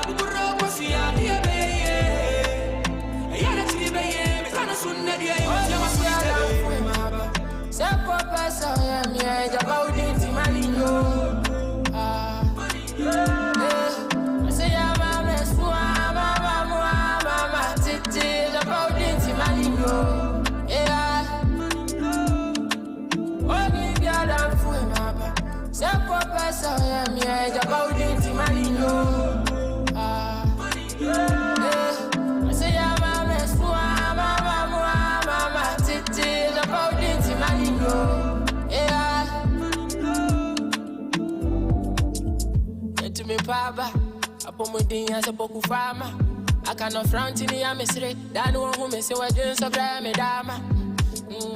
I say ladder. Uno suru here we see father. Start the climb as years ago. Next year that's so free. Been on so I to for mother. Let me see I am in crabby. I'm a super mini. And so my trust no I put in Elohim. I come to them cry. Me cook so try. McDonald's say this why we be singing all that. I didn't drama my farm. I tell me see. Go see the pay for the family. Don't see I know about my bone. Yeah, but nobody don't see I know I try. Yeah, say for person. Yeah, it's about the money. Say I'm a mess. Mama, it's about the money. Yeah, giant and bro,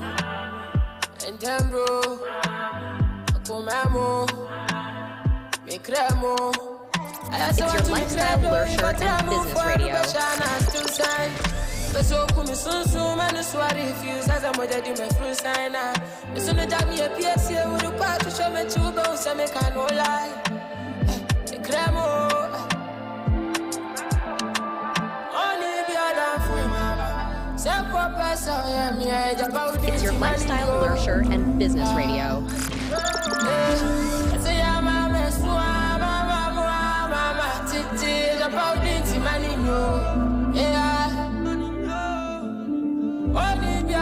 Stay tuned to your lifestyle, leisure, and business radio.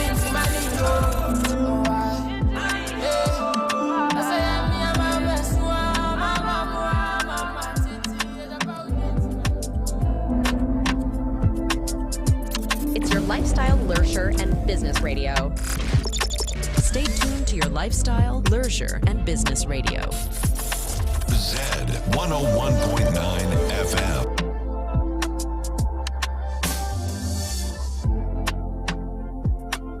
It's your lifestyle, leisure, and business radio.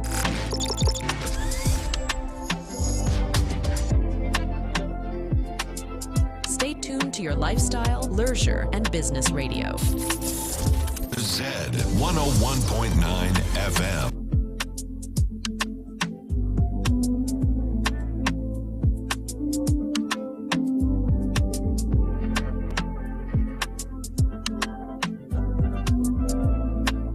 Stay tuned to your lifestyle, leisure, and business radio.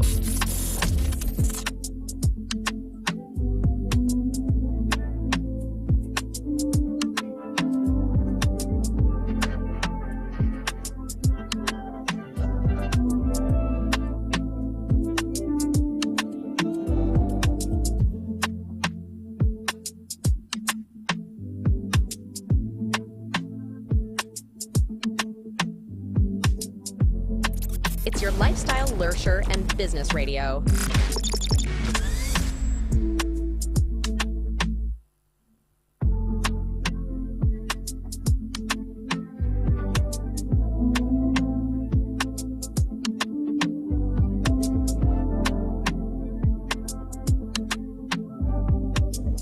Well, exactly 38 minutes past the hour 8, and it's time for our roundtable discussion. Now, this morning, I'm going to talk to a gentleman who is an advocate for affordable housing, and he's also the CEO of, it's actually called Engineer Viglu.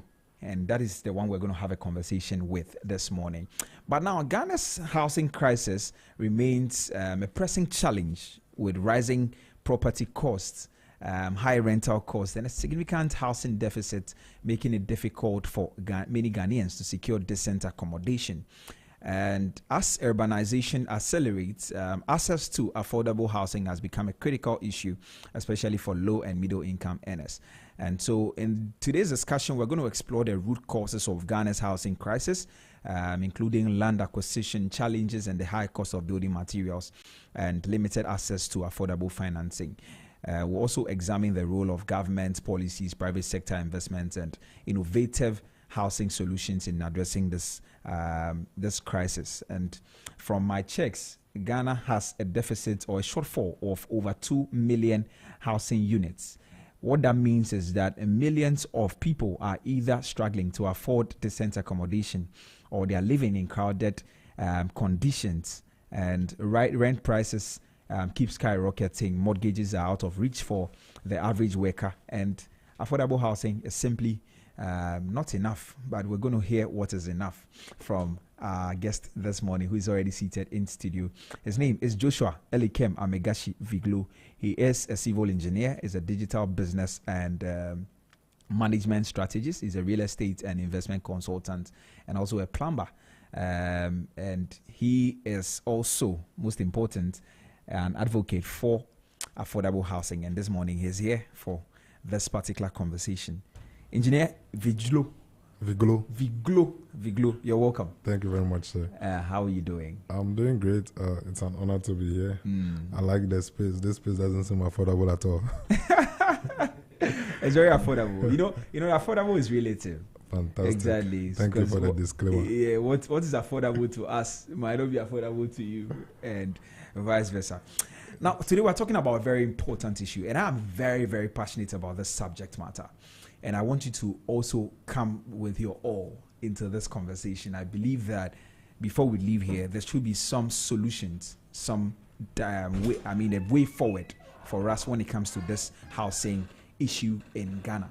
Now, when we are trying to put this together, I wrote housing crisis, and my boss actually pointed out and said that, it's not really a crisis. Yes. So we less limited to problem. I know I told you crisis, Fantastic. but yes, less limited to problem or challenge. And I believe that will help. Now, let's start from the basics. How serious is Ghana's housing deficit? Great. I'm glad your boss said it's not a crisis. It's not that bad. If you look at what we have out there in other countries in Africa and in the world, it's not that bad. The research says 1.8 million people.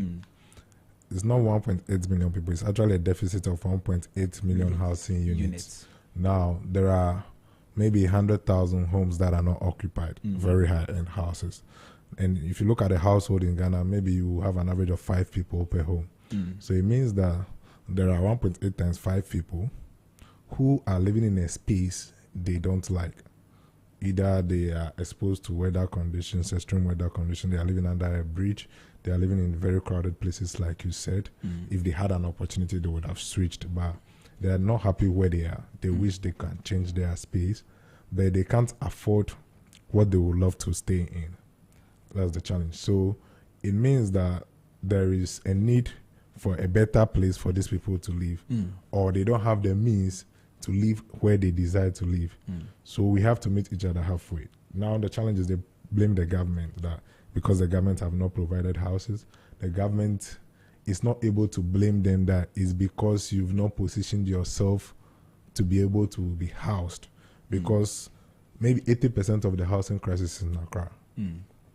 And you go down to my hometown, there are enough rooms for people to stay in. Right. You understand? When you go down to the north, up the north, there are enough rooms for people to stay in. So it's an urbanization crisis. Right. Okay, so when you come to Accra, everybody wants to be in Accra. We want to earn more. We want to get the opportunities that come in Accra. We feel shortchanged because cost of transportation hits us so hard. Okay, cost of feeding. You cannot make a choice in those ones. You certainly have to eat. You certainly have to pay. Clothing hits us so hard. So the one that we are able to switch back and forth, it's housing. When you earn more money, then you can choose. But if you don't earn much, then you have to live with what you get. That's the challenge. And usually the biggest issue for Ghana is the rent crisis, because you have to save up to pay 2 years in advance. And this advanced conversation. Yeah, like I've never actually done that in my life. So it means I'm not having a good house, literally. Like I can't afford my house because I can't raise my rent in 2 years in advance. That's the challenge that we have in Ghana. So it's something we really need to look at, but it's a sophisticated problem as well. Now, for a country like South Africa, from my checks, in 2015 to 2018, within 3 years, South Africa was able to put together over 580,000 houses. Okay. Public? Now, yes, public. Okay. Yes. 580,000 housing units. And in Angola also made a significant effort in 2011, between 2011 to 2016, 70,000 houses. Okay. Now, Malaysia, whom we have a lot of similarities with, also did same in their version 2020. They had a program with the private sector. The government had a program with the private sector, and they set out to build, I think, about 800,000 housing units. They ended up exceeding that, 859,480 according to the checks.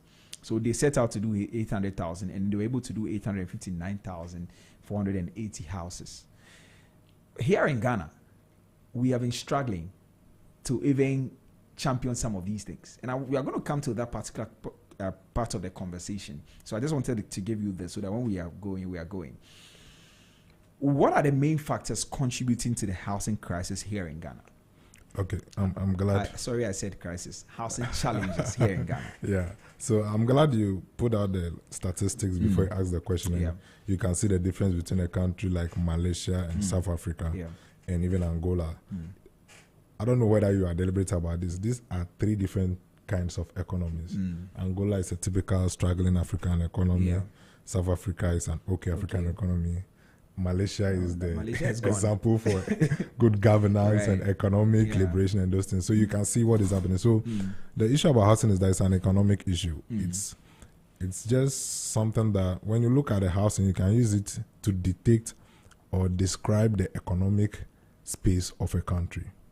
So in Ghana, because we've been in an economic crisis maybe for the past 4 years, our housing space can literally tell us that no, these people are struggling. These people are not in a good space. So housing is one about the economics, the macroeconomics, and then the microeconomy of the people. So we are talking about the citizenry. Okay, so Malaysia, the leadership is fantastic. Ghana, we've had issues with leadership and those things. They've had exchange rate. We've had exchange rate crisis. They've not had exchange rate crisis. Leadership is good. Macroeconomics is good. Loans are affordable. Finance is good. So you can build. Ghana, we've had exchange rate crisis. We were losing value at about 30%. Interest is 30%. When interest is 30% and the currency is losing value at 30%, the money is disappearing at 50%. So every 2 years, the money virtually disappears. So when you start any affordable housing project, it will fail. That's why any affordable housing project the government starts fails. And any affordable housing project private sector starts seems very expensive, or they begin to charge in dollars because the dollar is guarded against inflation. Okay, when you say it's $10,000, it remains $10,000 for quite some time. But when you say it's 10,000 cedis, it's It's no longer 10,000 cedis next year. Okay. So when you look at Malaysia, because of the macroeconomic in which they are, they can do more. And then the citizens can actually afford it. When you look at South Africa, because of where they find themselves, they also seem to have done something. And then you see that Angola is not able to catch up at all. So that's the issue about housing. So now there's a macroeconomic crisis, which we hope that will be solved by the new government and their passion in doing things that I've seen in Parliament and the like. If they can solve the exchange rate crisis, if they can manage the interest rates, if mortgages can become a little more affordable, we can do a little more, okay? But the second issue would have been the people. When you look at an average Malaysian citizen, what's their minimum, how's that called? What's their minimum income? Okay, what's their saving habits? What's their transportation habits? What's their spending habits? Right. Okay, how intentional are they towards getting themselves a better housing solution? Because there was a time that the houses were even built that people could not afford. You get it? So in Ghana, if the houses are built, the crisis we've had, especially the Segalami housing was priced at $50,000. Is that affordable? And we wanted to build 10,000 units. And it took us more than 12 years. And the houses are still not ready. You know what happens in engineering? If it takes you more than 3 years to build anything in engineering, it costs you 2 times more. So in 12 years, Segalami houses are going to cost you 200,000. This is not a corruption issue. This is an engineering crisis. So the politicians will go back and forth blaming each other. But once the house took more than 12 years to build, it's no longer affordable. Okay. Then it becomes a loss to the government. So the next government, if they are smart, they will realize that we don't want to enter this thing. We don't want to talk about it. That's why the past government couldn't do much affordable housing. Then they started other projects. They built 1,000, 2,000 units. Those are not significant to the crisis we have. At all. You get it? So if you want to talk about affordable housing, especially you and I, maybe if the politicians are not listening to us, we have to see how can we do some level of self-help as a people. What do we have? What do we want? How can we forge our way towards it? Because in the US, mortgage is 20 to 30 years. In Ghana, mortgage is 15 years. You get it? And the average mortgage in Ghana is paid in 7 years because the interest rate is a crisis. So you better pay really fast, okay? So how can we help each other in such an economic space so that in the next 5 to 10 years, we have a house of our own probably, or we have a house that we are proud of, okay? And that even takes us to the next stage where I can tell you that affordable housing is not when you own it. The moment you begin to own the house, it's a luxury. The moment you own a house, you are a rich person. The average Ghanaian, which is a word I don't really like too much, but today I'm using it, will never own a house in their lifetime. No matter who becomes president. Why do you say that? Then we have to describe the average Ghanaian. The average Ghanaian eats 3 square meals a day, have a wonderful clothes, a wonderful phone, and barely has a car. Because the average person will not own a car in their lifetime. Do you agree on that? It's not a necessity. Okay. Owning a house is not a necessity. Shelter is a necessity. Sorry. Okay, let me sit down. We'll get into that. You get it. So transportation is a necessity, but owning a car is not a necessity. Right. So when you talk about affordable housing, the first stage of affordable housing is not when everybody can buy a house. It's when everybody can afford rent. When you go to East Africa, they pay their rent on monthly basis. In East Africa, I've been in Kenya. I've seen it for myself. I was so surprised. And the average Kenyan, when he makes more money, he moves to a bigger room or a better location. And then when he makes less money, he comes down to a less price location or a smaller space. Okay. When you come to Ghana, the person is broke. He can't afford the rent again. You are recommending that he moves out. He refuses to move out. Yeah.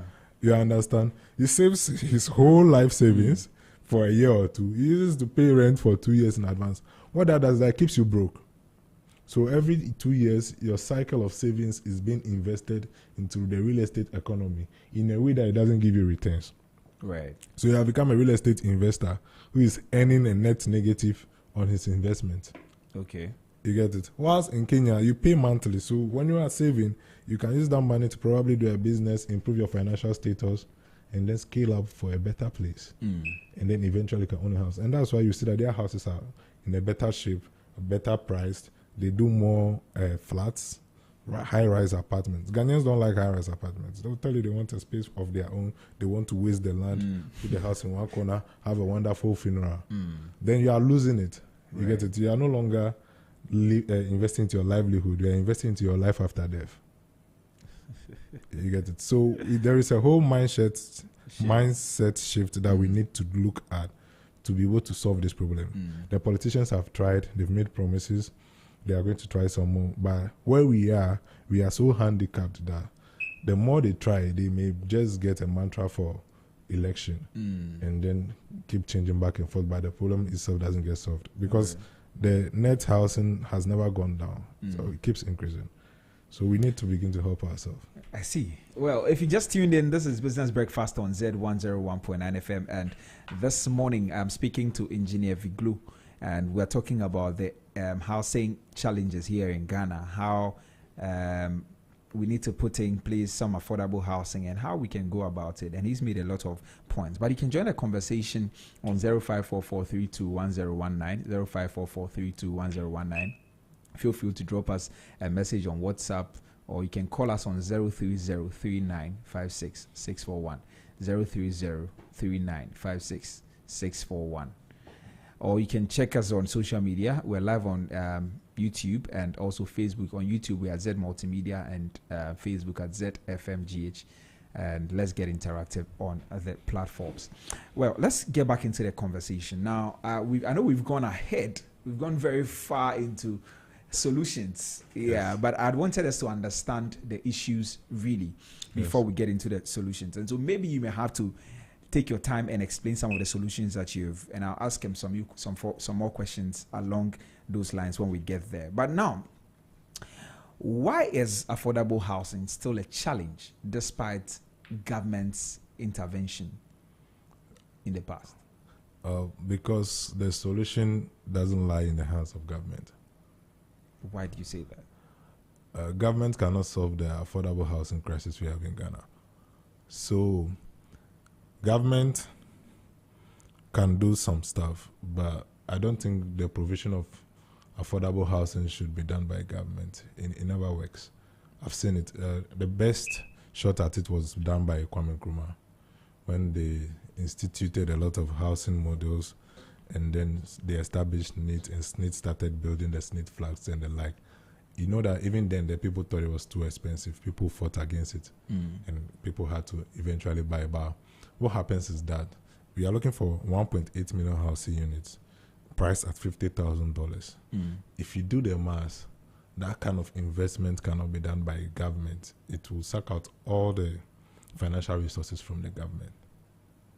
Okay. You get it? Yeah. So they exactly can't. Now, if they try to build 10,000 at a time, it falls into the hands of corruption, political issues. So the political, those kind of issues. So the nepotism one is even the worst. I was trying so hard not to say, but it was said by you, so I'll just explain it for the people who don't understand it. So if they build 1,000 units, the government has more than 1,000 party card holders.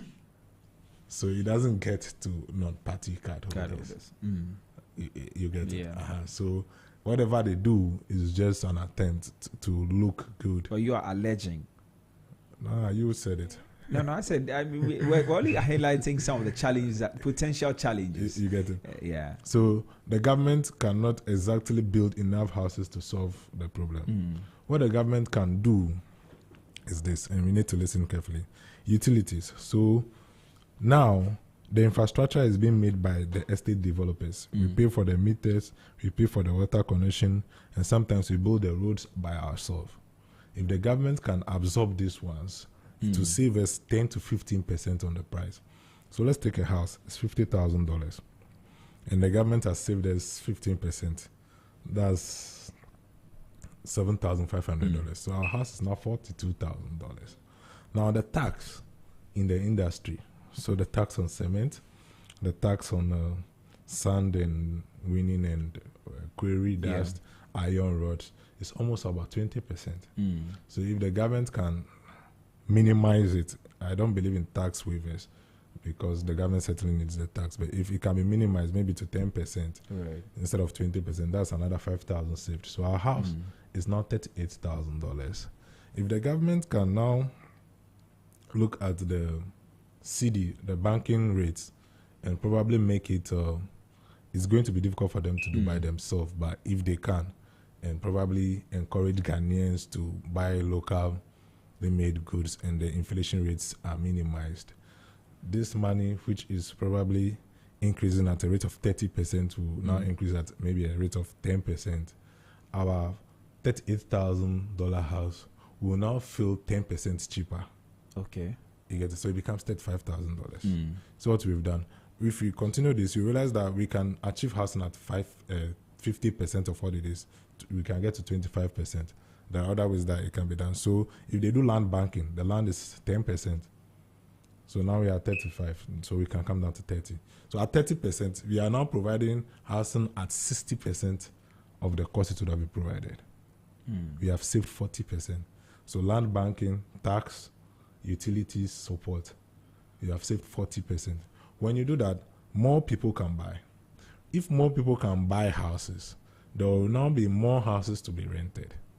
Because housing is demand driven. I can tell you for a fact that if nobody is renting a house, the price will come down. But once there is a tenant inside, you cannot argue about how expensive it is. I hope you understand. Right. So once there is a shift, when the house becomes 40% cheaper by this means, don't build, just ease up the tax, support the infrastructure, land allocations, make the road, fix the roads. The middle class, the middle income earners, they can now buy houses. And the people who don't have houses can now rent the houses they used to rent at lower prices. You get, because if I was renting for 2,000 cedis and nobody is coming, I'll rent for 1,000 cedis. I need the money. You get it. But if that is not done, the crisis continues. Right. So housing can become 40% cheaper, or it can be priced at 60% if government does this. Then they don't have to build, because anything the government does is 2 times more expensive. Why do you say that? Procurement. It takes 5 years for them to do it. I just told you that in engineering, if it takes more than 3 years, the price doubles. So it takes more than 5 years. Government would have changed by that time. Interest rates would have accumulated. They don't pay upfront. They pay a year after. So interest, the contractor needs to finance it. The contractor needs to take a loan to build it. You get it? So when government does it, it's expensive. That's why you realize that in Ghana, actually the truth is that 80% of housing in Ghana is not built by developers. You save money, you buy a land in your hometown, you build a room. Yes, you get it. So this, as for the developers, they don't have a problem at all. We get it. So if the government can do this, we can save 40%. So I've heard them speak in parliament. They don't have to come out. They should just stay in parliament and do some of this stuff. You get it. We'll be happy with policies, it. Yes, they should put in place policies. Once they do that, developers will build more houses and Ghanaians will buy them. Mortgages will give small mortgages and people can pay really fast. Because Edem Agbana, MP for K2 North, right? Yes. K2 North or K2 South. Is it K2 North? One of them. I'm not too sure. I think it should be K2 North or K2 South. One of them, anyway. Yes. Now he raised a lot of concerns in Parliament. Last Thursday, and he talked about a lot of things that governments should be doing. Maybe I should just run us through a few of them, just for the sake of my listeners this morning. So he talked about. He actually started by listing the challenges, and he talked about the rent. We're going to talk about rent, the cost of rent, housing deficits, over 2 million units, weak enforcement laws.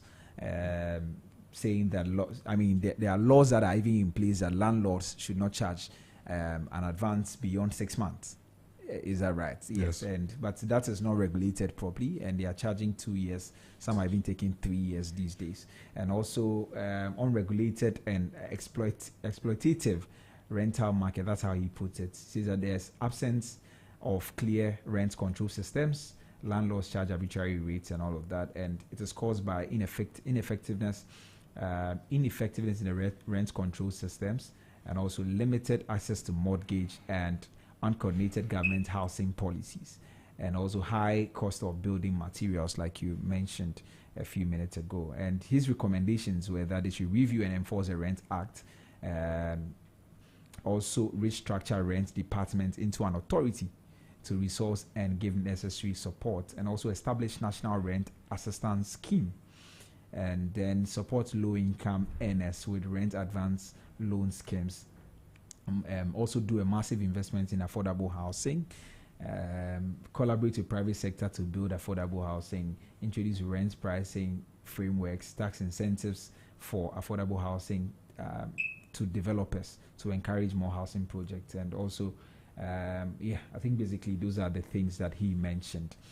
And I know you have some issues with them. You've outlined some of them, but we'll come back to that. Now, why are rental prices rising so fast in cities like Accra and Kumasi? Yes, so let me give some credit to Edem. He's a strong man. I think he's passionate about his people.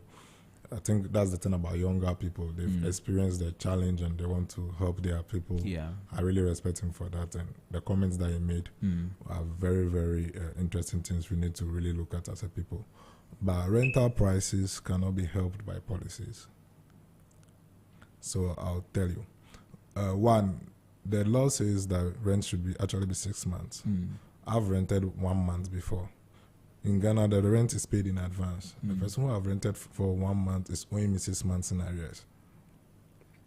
The one that you gave the room out to for a month to be paying monthly, following the laws of the country, the person is owing you 6 months in arrears. Okay. So I want to sack him. So that I rent it to someone 6 months in advance. You understand the challenge? That's why the landlord starts. So it's a problem as a people. It's a people problem. So the landlord, usually in Accra, hot locations, the house is not finished.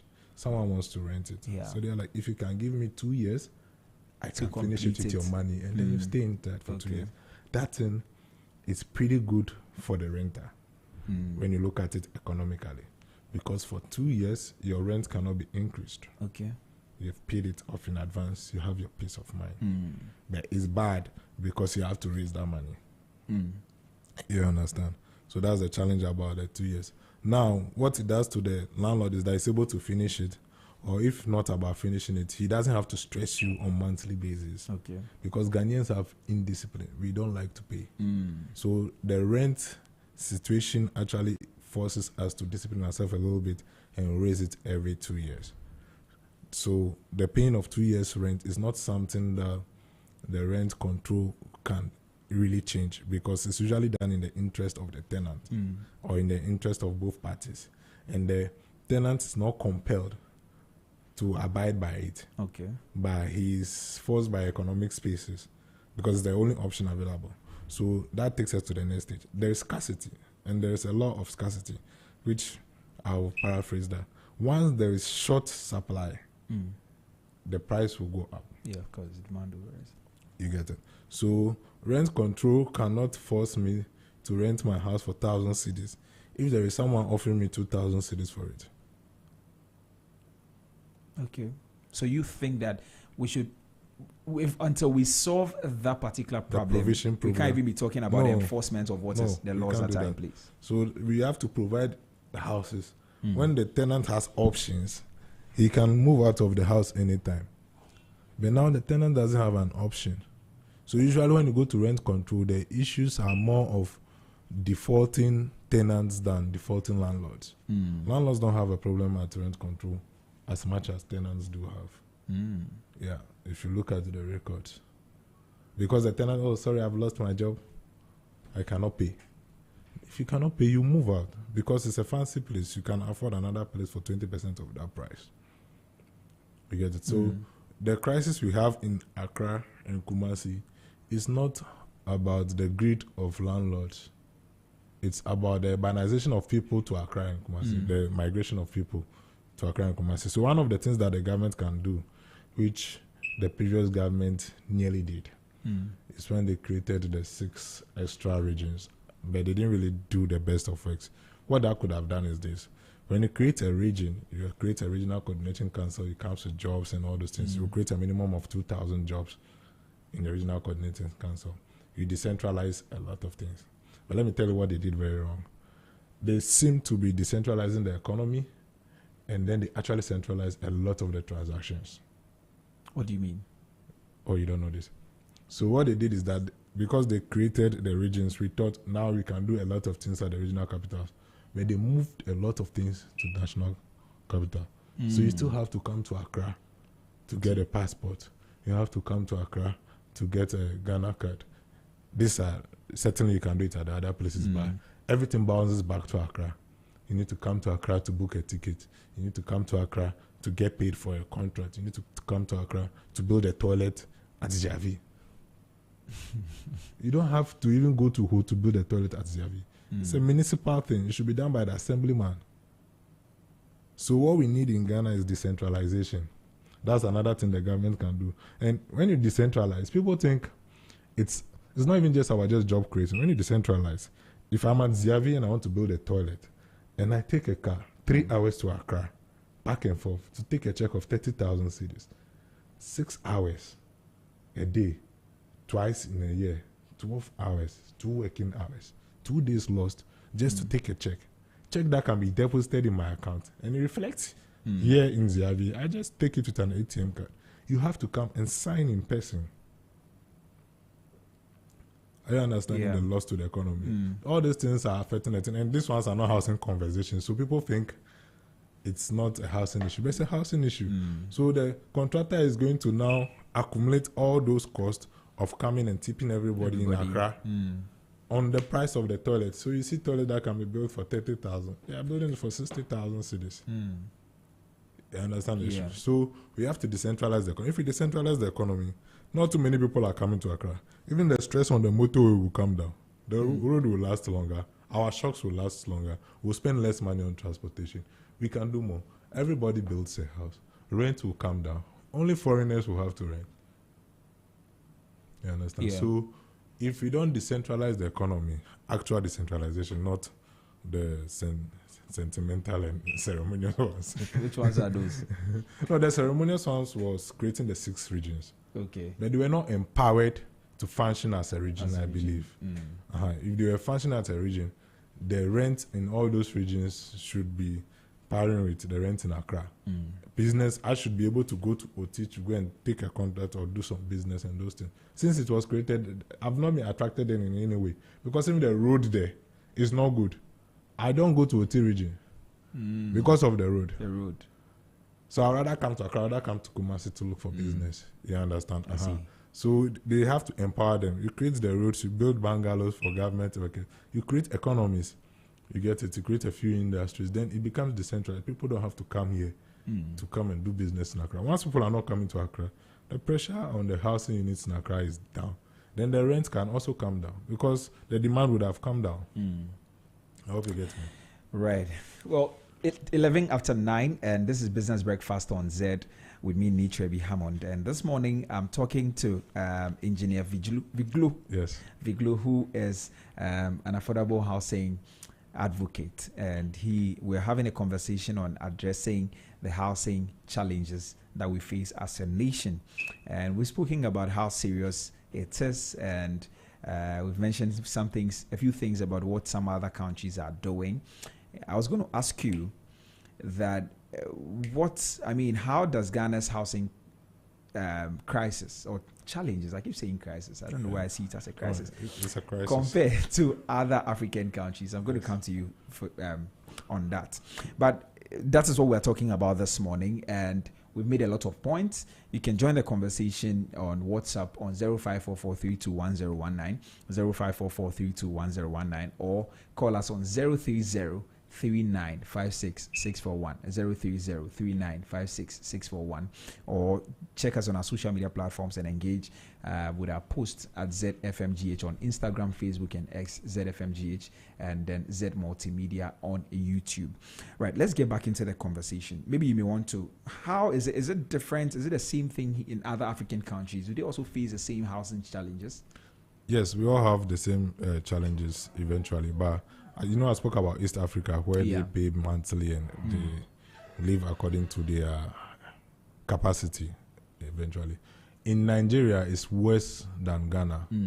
Their houses are more expensive than Ghanaian houses. The only good thing they have is that they pay rent monthly. Okay. And a Nigerian landlord is a no-nonsense person. You can't keep his money for 6 months. So, but Ghana will do. Ghana, we are very lenient. Right. Ghana, the law is in a way that you can't sack somebody from a house. Oh, okay. So the law is already in favor of the tenant. That's the challenge people don't understand. So the tenant is the most comfortable person in the Ghanaian law. Yes. So you can't fight anymore for him. Then the landlords will not rent. Okay. You understand? You can't sack somebody from the house. You always give him another 2 months to leave, another 2 months to raise the money and the like. So that's the crisis. Now, when you look at a place like Togo, Togo is a very interesting place to live in the world. They have a military rule. So the average Togolese, no matter how rich he is, he's very humble. He doesn't spend too much. He just lives like a very economically fair life. Right. So they live in very simple housing units. Their rent is not too expensive. Their currency is not too expensive. But it's also, housing is a picture of the macroeconomy again, as I would say. Their economy is also very small. Their economy is like a quarter of Ghana's economy. So maybe that's how it's like that. So they don't have like a big housing crisis, or they don't scream about it like we do. Okay. And you look at the Nigerian economy, the economy is also 5 times bigger than us. So you think their crisis is bigger. It's bigger. So in the end, it boils back to the economic size. So in Togo, they don't have a housing crisis. As much as they don't have houses, they are comfortable with what they rent. You see the housing units, very old houses with very old fixtures, and they don't seem to complain. Okay. You understand? And that's our number one neighbor. So I realized that it's a thing about mindset as well. The expectations in Ghana are ridiculous. Another thing I've seen in Ghana is that you give a house for rent, 2,000 Ghana cedis. The person wants a bathtub. The person wants air conditioning. The person wants a house to be in a cantonment and all those things. Then the budget, you listen to the budget and I'm like, I sure can't help you. Like, thank God I don't have. And even if I have, I just tell them I don't, because it's going to create more problem for me to find me a house than not to earn. Okay. You understand? So in Ghana, you have an expectation crisis. And I've seen videos. People are like, our houses are too expensive. It doesn't even have a jacuzzi. It doesn't even have a security cameras and all those. And all those things are cost. Okay. And once those things are put in, they ask for a house with swimming pool. And you know the cost of maintaining a swimming pool is 1,000 cedis a month. Yeah. So you can't rent a house with swimming pool for less than 1,000 cedis in anywhere in the world. Right. But people don't understand. They want a house with swimming pool for 500 cedis. You get it. So there is another expectation issue that we need to really look at. If you ask for it, you have to pay for it. Once there are ACs in the house, it's going to cost an extra 1,000 Ghana cedis. Once there's a security man, he needs a salary. He needs all those things. It costs you another 1,000 cedis. Sometimes cleaning, lawn maintenance. Some people don't want to clean their common areas. If you walk around, you see the gutters in front of people's house. They don't want to clean it. They want the municipal assembly to come and clean it. But they don't want to pay what's the name of property rate. So you're not paying property rate, and you're complaining that the assemblies are not cleaning your gutters. You get it. So we have an expectation crisis. Once we are not paying for those things, they live with us. Then we fall sick. Then we spend the balance in the hospitals, and then the crisis continues. Right. Okay. Let's move on. Because of time, we have to be moving a bit faster so that we can cover a lot of things. Yes. Now, one of the major challenges is mortgage. Yes. And also financing. Yes. Now, how affordable are mortgage options in Ghana? They are not affordable. Mortgage is the biggest crisis in Ghana currently. Finance. That's why I keep on telling you that it's a macroeconomic issue. The unfortunate issue is that it cannot be solved by the banks. It cannot be solved, by the government. You said it can't be solved by government earlier. Yes, it cannot be solved by the banks. You're not saying it can't be solved by the banks. Okay, let me rule that also out. Yes. Now continue. So let me tell you who can solve it. Jesus Christ. So it can only be solved by the people. So what by which people? The Ghanaian citizens. The Ghanaian citizens. Yes. Okay. So this became an economic issue while I was trying to sell house. So I tried to sell 2-bedroom houses for $30,000, $35,000. That's when I really had to go back and read about economics and finance. So if you followed me, you realize that initially I was talking about housing. Now I've started talking about economics and finance because I realized that's an economic issue. Okay. You remember I told you that the mortgage is 30% and the inflation is 30%. That makes the money 60% expensive. Okay. So how can we reduce the inflation to 10% and the mortgage to 10%? The mortgage is +5 of Bank of Ghana banking rate. So the Bank of Ghana banking rate is 25. What affects the Bank of Ghana daily rate, okay, business rate and the like? It's a function of exchange rate inflation. Exchange rate inflation is different from commodity price inflation. Though it is usually, commodity price is usually affected by exchange rate. So you are Ghanaian, you're sitting in front of me. I hope I can sample you. Go ahead. Your suit is not made in Ghana. So for every suit that you buy, the cedi loses value. This headphone is not made in Ghana. So for every headphone that we buy, the cedi loses value. What did you eat for breakfast? Rice or oats? For every rice or oats that you eat, the cedi loses value. So the cedi is losing value. It used to lose value at 10 to 15%. Before we had the economic crisis, it lost value at 30%. So once that is happening, mortgages cannot be less than 30%. So we blame the mortgage bank. But the problem is that we are eating too much rice. We buy an iPhone every year. We change our cars every year. You can afford it, but the economy cannot afford it. So it boils back, it turns around. And Nigerian politicians once said it. Though you can buy a G-Wagon every year, it doesn't mean that the Nigerian economy can give you a G-Wagon every year. Because for every G-Wagon that you buy, the Nigerian economy loses a little bit of forex. Okay. You get it? Instead of buying Kantaka, who is as guilty as we are, it's assembled in Ghana, but all the parts are imported. Let's not go there. You understand? So that's the challenge we have. If we cannot help the exchange rate to get better by supporting Ghanaian economies, all the big companies in Ghana, their managers are, general managers are Filipinos, Chinese.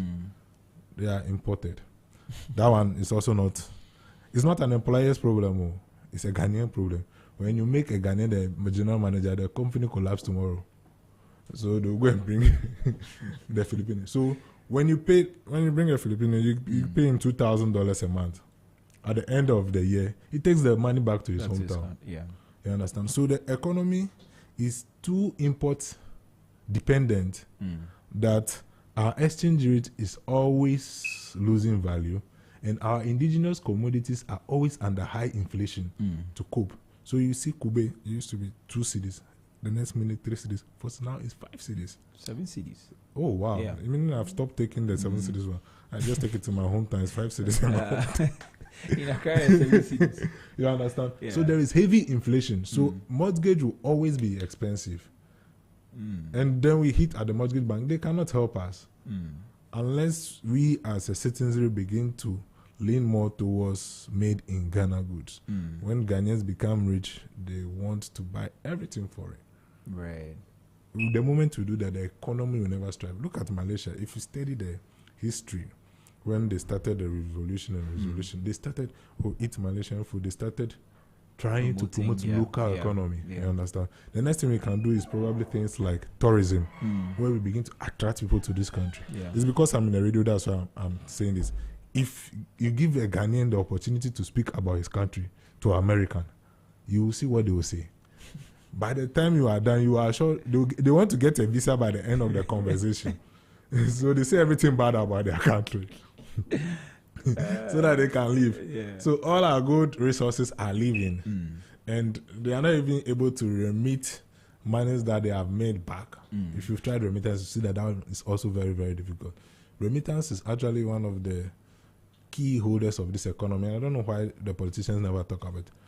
Remittance does more good to the Ghanaian economy than cocoa export. Are you sure? I'm telling you, go and check. What are the stats? Check where? We have to look at it. I don't have the stats of mine. But if you see the volume of remittance, the African economy actually strives more on remittance than anything else. It was in excess of $6 I'll billion check about it. the last time I checked. I'll We check already, it. go and check how good remittance is helping African economies. So that's why when you look at it, sometimes the government is now thinking of how they can promote nurses going abroad to work and remit money back and those things. Yeah, in my business, sad is me that is going to say this, but they say it a lot. They are like, we price as if we are not selling to Ghanaians, we are selling to Americans. How are we selling dollars? But it's true. The kind of products that we sell and the price range is which it is Ghanaians working abroad that earn that kind of price, that kind of money. You get it. So they can afford the mortgage. Their mortgage is 12%, 3%. It's 3% on the dollar abroad. It's 12% on the dollar in Ghana. You understand? Yeah. And then there was a time the government tried to do 15% on the CD. The model never worked. Anytime the government tries, it never works because it's not feasible. It's not economically sustainable. Yeah. So it can never be done unless we begin to eat Ghana, live Ghana, promote Ghana. So is that really the reason why mortgage financing is not widely used in Ghana? Yes. So the only people who use mortgage financing in Ghana is businessmen who can actually raise the money sooner than they need to. So how do we make it more accessible? How do we make mortgage more accessible? No, we can't exactly help it. If the daily banking rate by Bank of Ghana doesn't come down, if the inflation doesn't come down, mortgages cannot become any better. Yeah. I see. Well, let's move on now. For young professionals and young graduates, yes, how can they finance home ownership? Or you want to tell them that they should they should stick to shelter and not home ownership? No home ownership. Okay. I think I'm a young Ghanaian, right? Yeah, you too. You qualify. Yes. So this is what I think we should do. Can I really say it on air? So, a young Ghanaian, how much do we earn a month? 3,000 Ghana cedis. Yeah, roughly 3,000. Yes, and then how often do we change our phones? Well, it differs from people to people. Some people change their phone every year. Averagely, yeah. So, maybe we should change our phone every 3 years. That way we can save. Okay. Maybe we should drive a moderate car. So, you drive a Yaris, Toyota 1.5, 1.8 engine. That way we can save. Maybe we shouldn't stay too far from our workplace. One of the crises in Ghana is that because we are looking for affordable houses, you're living in Bria, you working. You working also. That's the worst thing you can do to yourself. Is the biggest financial crisis a young person can have. I'll do the math for you. If you live at Ebri, your rent is 500 cedis a month or even 1,000 cedis a month. And you drive to Osu every day, you spend 100 cedis in traffic every day. You would spend 3,000 cedis in traffic in a month.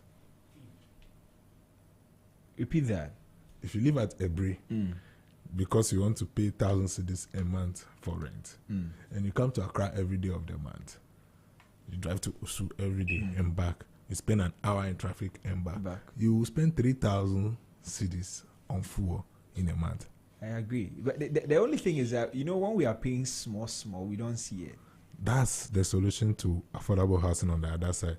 So affordable housing is when you are paying rent small, or when you are paying mortgage small. It's not when you actually buy the house cash and carry. Okay. But now we are looking at, so we are ready to pay small on the things that we can actually save money on. And not willing to pay small on the thing that we really need to own. So it's a financial decision of choosing. You have to choose your little foxes, literally. Like, you have to choose your vices. Right. So you have to be deliberate about what spends your money or what burns your cash. You have to make sure that what is burning your cash is assets. Okay. Or is bringing you money. And liabilities don't burn your cash. So that's the conversation I'm coming to. For young adults between the ages of 25 and 35, you have to cut down your liabilities and increase your assets. One of them is, if possible, especially if you work in Accra, stay as close as possible to your workplace. Pay 2 times more to stay close to your workplace. This is business for me. That means you rent my house. But it does you more good. If you check, the very highly efficient and wealthy people, they have policies. Those days, radio used to have a policy. You have to stay 50 minutes from your office. Right. You get it? So if you stay very close to your house, you would spend a little more on rent, but you save money on transportation. Okay. That's true. You get it? You use a moderate vehicle, then you can begin to lean more towards ride sharing. So you have a work colleague, you guys stay together. If you are not married, you should stay with guys, your friends. For me, before I got married, I'd always had roommates. Like for 5 years, I've had 5 different roommates. Yes, you get it. Before I got married, so you can cut costs. Yeah. Okay. So either them or me didn't have to pay rent at some point, or we were paying half rent. Okay. You get it. Then spending on electronics. You don't have to change your phone every day. You don't have to change your TV. You don't have to buy the best of fridges, a very big fridge. No, because all those things eat up your cash flow. Once you deprive yourself, so this is more like late gratification. This is like an economics class. Yeah, but housing is an economic issue. So if you deprive yourself of those things, you now have more money to worst case study a master's and get a pay rise and become a manager and get a bungalow and a vehicle. Worst case. That's the worst you should do as a fresh graduate. Go back, get a master's, do some professional courses, get promoted, get a vehicle and a bungalow. Worst case. Better scenario. If you do that and you save money, you can start a business. Or you can invest into other businesses. You understand? Now, let me tell you a few more other things. Every weekend we go for a wedding or a funeral. Especially if you drive and you go for a funeral outside of Accra, you'd have spent 800 Ghana cedis driving back and forth. When anybody dies that you don't know the person who is dead, send it 200 cedis. You save 600 cedis. If you do that for 30 days, that's half of the year, half of the weekends. How much would you have saved? You would have saved at least 3,000. But the issue is that what you are earning at the end of the month is not even enough. How do you do this? But we still go for funerals. They take quick loan and go. Why are you pretending like we don't have quick loan? I've lived on quick loan. You understand? You can't. You see, the issue about spending is that sometimes we say you can't spend any less. But I can tell you a lot of things that Ghanaians spend money on that we could actually save money on. The average Ghanaian goes for a wedding every month and a funeral every month. And I'm telling you that you can have the cost of weddings and funerals. And I've not even started going extreme. If I want to go extreme, there are a lot of other things that I can say. For example, if you spend 2 hours in traffic to work and back, and you minimize to 50 minutes, you have 1 hour, 30 minutes to study or to run a business or to do a second job. If you don't go for weddings on weekends, you have a weekend to study and get your master's degree or to do another job. The pallbearers who went very viral during COVID, you know how much they make? They're making 500 cedis each on weekends, Saturdays. And I thought it was just Saturdays before I realized that in Accra, people bury on weekdays. And then weekends, they go to other towns. So they make 1,000 cedis a week. 4,000 Ghana cedis. How many graduates make that?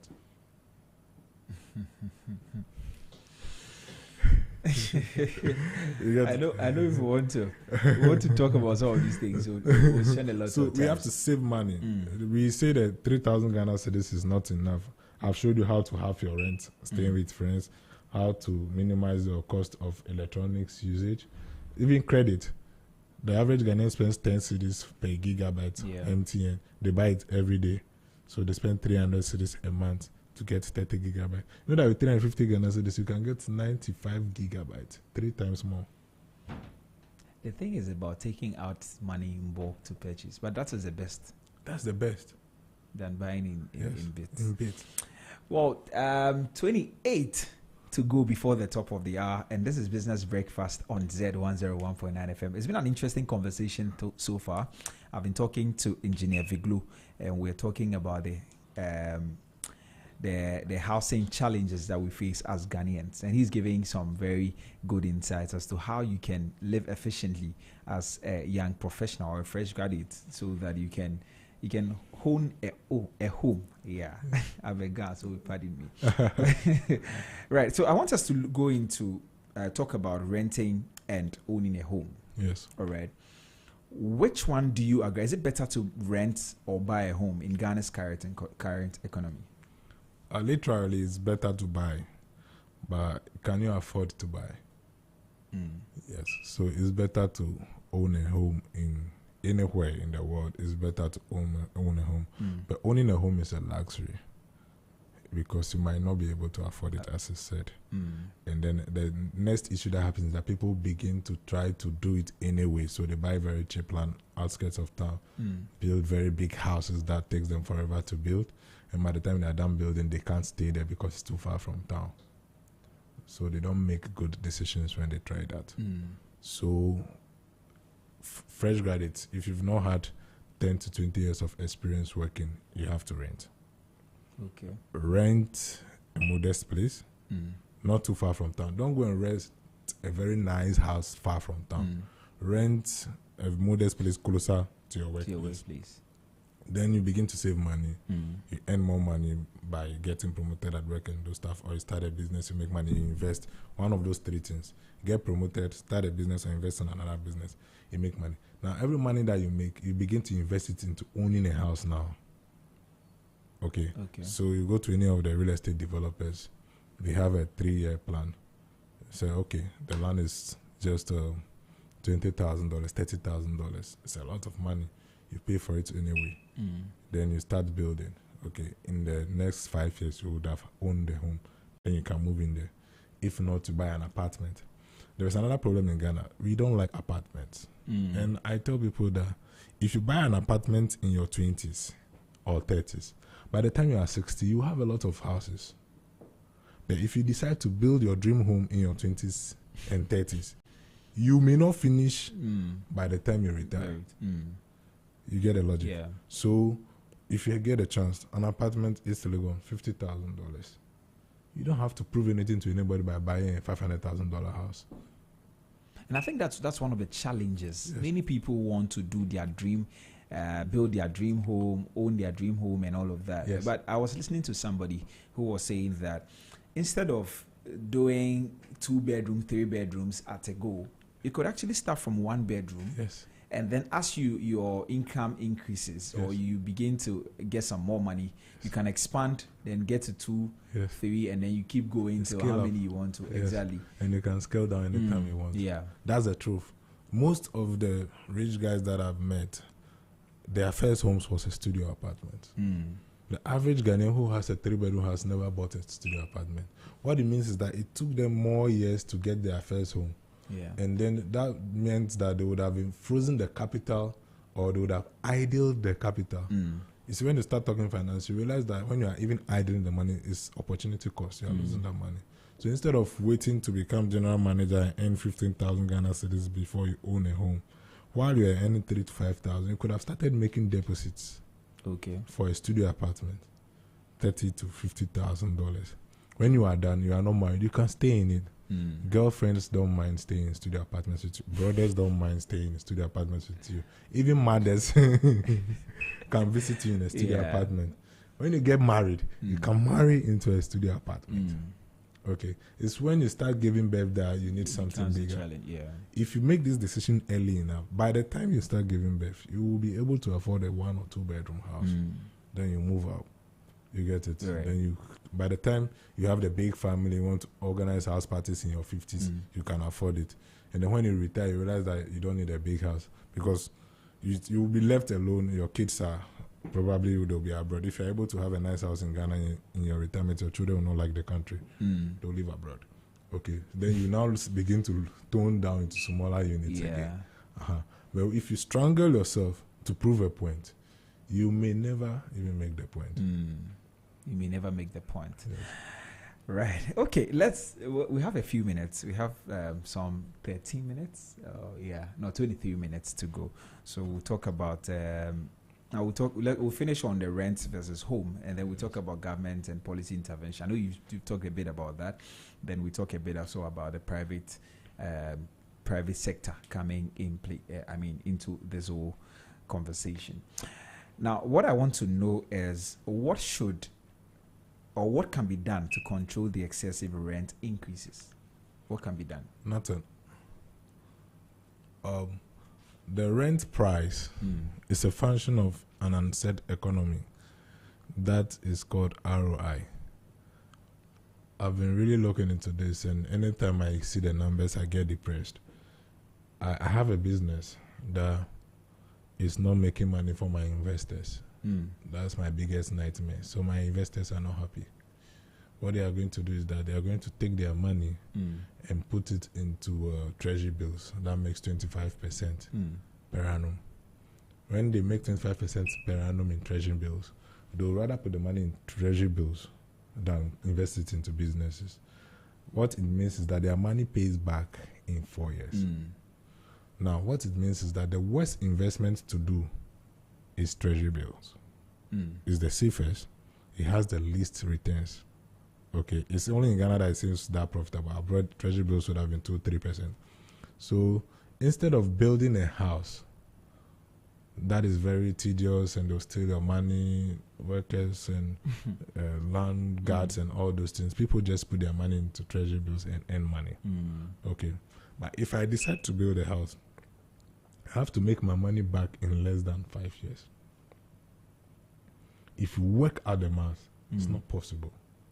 Yeah. The only places that you can make that kind of money back is East Legon, cantonments, those places. Once you move out of those places, you realize that owning a house for rental business is no longer lucrative or financially feasible. So all the landlords that I have met wish they can charge a little more on their rent. So you can only talk about rent being too high if you are a tenant. But who is king? The landlord is king. So if we find a way to insist and compel the landlords to not rent at the high prices that they are renting, what we are going to have is a housing crisis. Okay.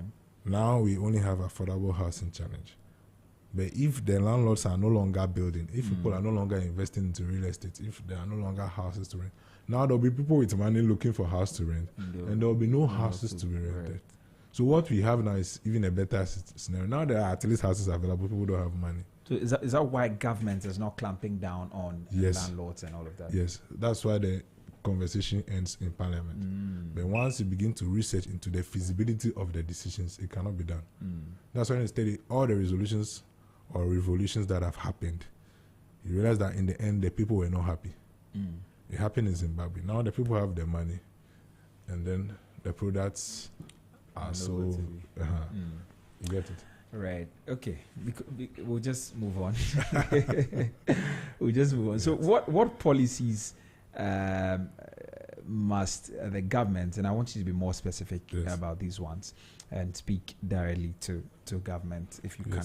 But what policies must the government introduce to reduce or to address the housing challenges? Okay, I'll give you the easiest one. They can make the maximum rent advance maybe 3 months.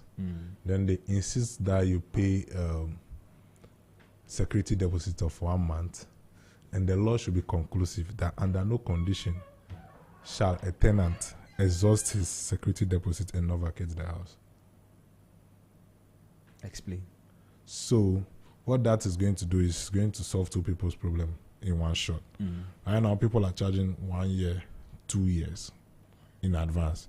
That means I have to save 2,000 Ghana cedis for 24 months. That's so much money. I can't even calculate it. That's like 46,000 Ghana cedis.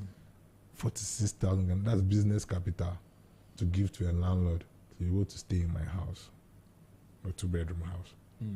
So if the government says that, no, I should pay just 3 months, that will be 6,000 Ghana cedis. So I'm paying just 10% of the money I need to rent. You get it? So if I pay 6,000 Ghana cedis, I pay a security deposit of 1 month, 2,000 Ghana cedis. So when my rent is due, I have to pay another 6,000 Ghana cedis. If I don't pay, I have just 1 month to vacate the house. Under no condition should I remain in the house if I exhaust my security deposit.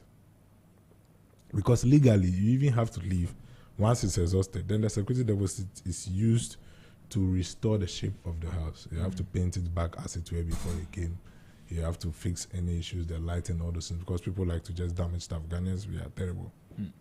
You understand? So the law is written in a way that Now the law actually favors the tenant again, but it just doesn't give. It puts a threshold on how much trouble the tenant can give the landlord.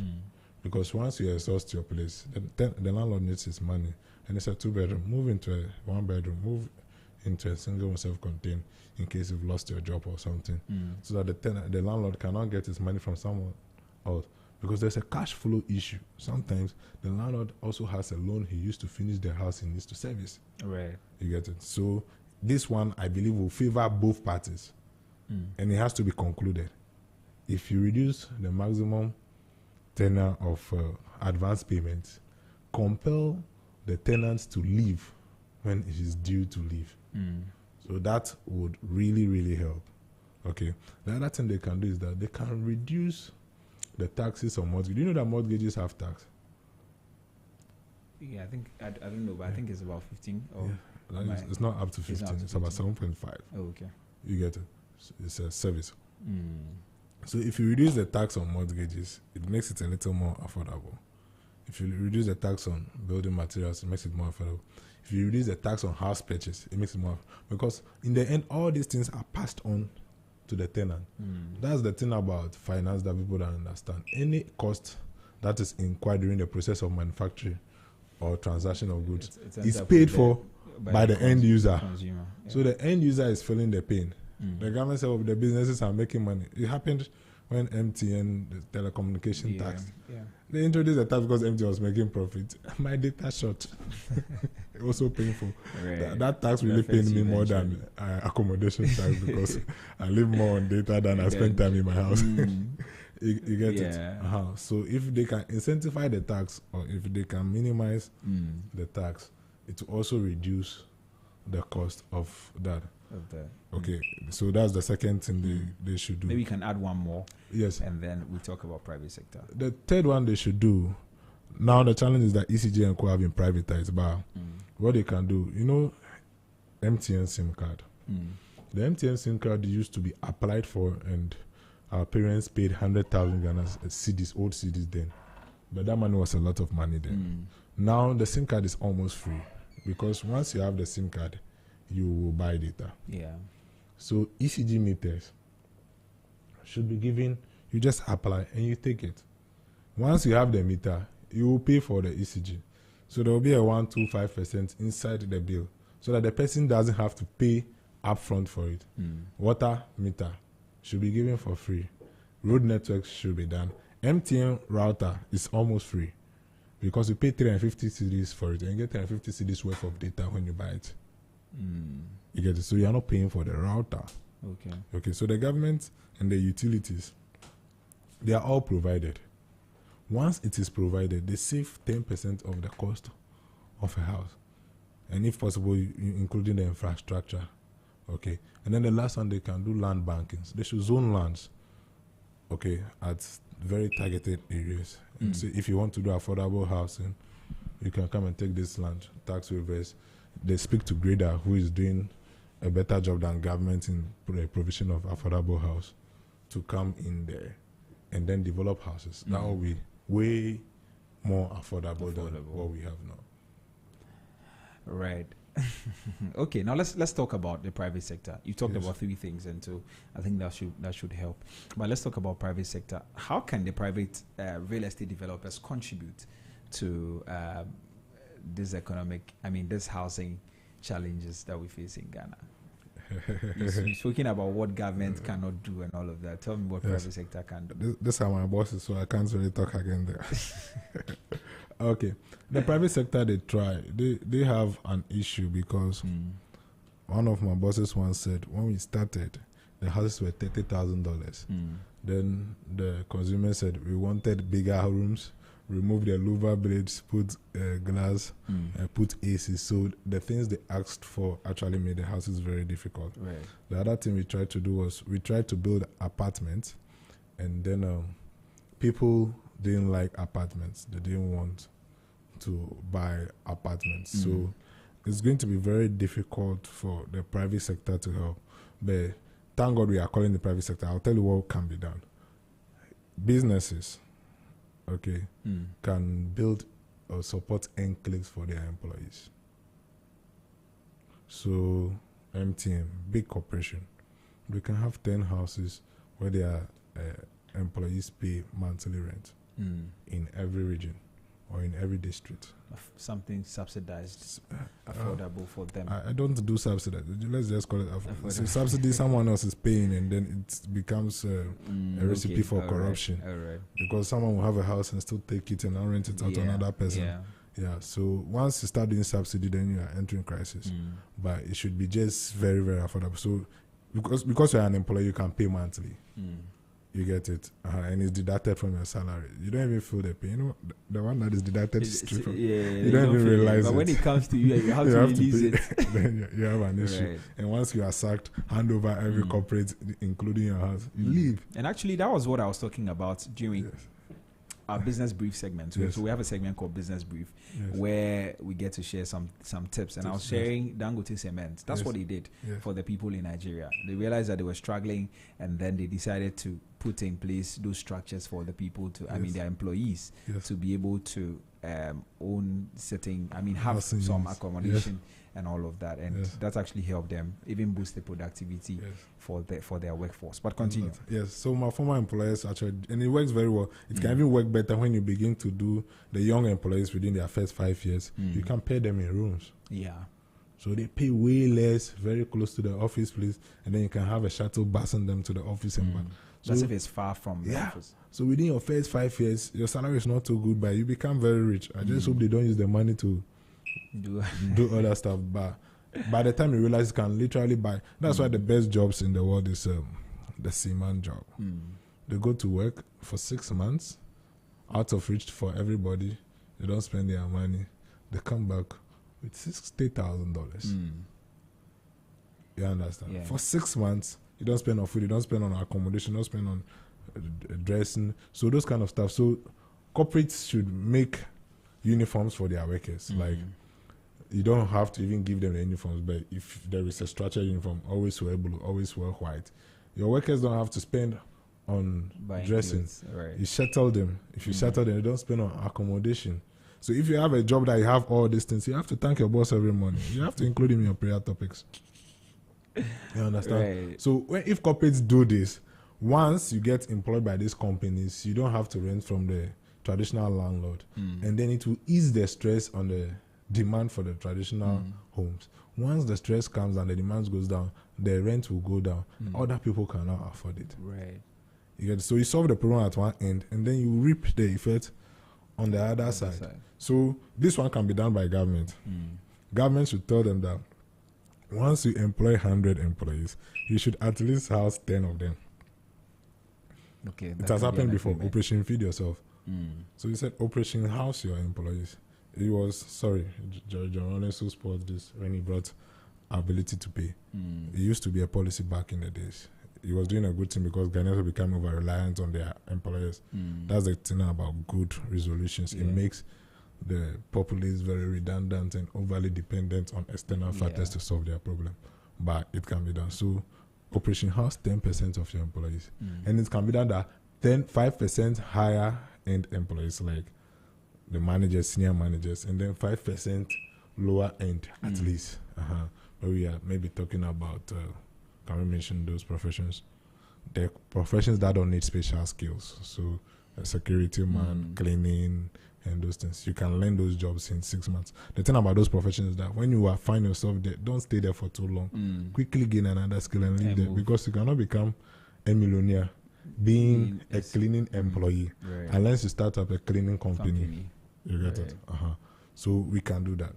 Once they do that, affordable housing, we don't even have to build again. They would have been busy building, then they would have been giving contracts to the real estate developers. So MTN would have built 100 houses in Accra and 10 houses in every other region. I would have at least gotten a contract in Oti region. Right. So you believe that we shouldn't just put all our eggs into one basket, like every government is going to look for some land somewhere and build. Now, State Housing Corporation actually, State Housing Company actually did that. They put in those programs when Kwabena was the CEO. The CEO. They tried to put that in place, and maybe just to highlight some of the things that they plan to do. Now, so according to their statistics, 60% of Ghana's urban population would need some form of government intervention to support them accessing housing, and 35% will not be able to access housing even with government support. And then what they plan to do was to give some secure land banks to people who are interested in building and all of that, and also some infrastructure services for the secured land banks, and also incentives, tax incentives and exemptions, like you mentioned. So those are some of the things. So they are giving lands free to be able to do that. I don't know whether it's going to continue under this new government, but that's research-based solution, and that thing really worked. I can tell you, I've seen the houses. They were bought. People are staying in, very happy. Wow. You will know them. Back in the days, those were the housing, workers' estate projects that were done. Yeah. Now there is some at Temamoto Way, when you are Community 19, opposite Community 19, there is a big development there. They are there at Adenta, there's Snit flats there. But beyond the Snit flat, there's the state housing flats. That was done. Even that one, they were not able to finish it. But I think the government just needs to support them a little bit. 10%, 20% of support is something we can afford. Okay, so they should look at it, empower them, and increase it. So they should make it a regional project, and even in the future, a municipal project. Just 20 units for every municipal assembly, and then you will see the recurring effect to have on the whole economy. Right. Yes. Right. I would have loved that we talked about community-led housing models and even sustainable building techniques that can make the homes cheaper. Yes. You know, we focus on concrete in this part of our world, but if you go to some parts of UK today, concrete houses are no longer the thing, I mean, as of now, right? Yes. So I don't know whether there are other sustainable, maybe in 1 minute, other sustainable ways to get some houses cheaper. Yes, we tried the concrete wall system. Concrete wall system will save you, I think, 15% on structural costs. But even better than that, it saves you money on cooling. Okay, yeah, and it gives you a little bit of soundproofing, soundproof and heat proofing, so you don't spend too much on cooling. And then because of that, you can go high rise. Okay, so you have in Ghana here, are there people looking for cooling? Yes, Ghana is hot. Okay, right. Yes, so Ghana is hot. So if you have a technology that inside doesn't get warm too much, you don't have to buy an AC. Right. You just open your windows. That would really work. But usually, it was not very welcomed by the populace. The end users didn't like it too much. Could it be the way it was introduced? Yeah, so it means it was going to cost us more to market, which is also a cost of housing. Marketing is 5% of cost of housing. So once you are doing affordable housing, you can't market too aggressively. Let me tell you another cost of paint. Yeah. Have you seen the color of classroom blocks? It's usually a yellowish color. Brown. Do you know why? Yeah. No. Because that color requires less maintenance. Okay.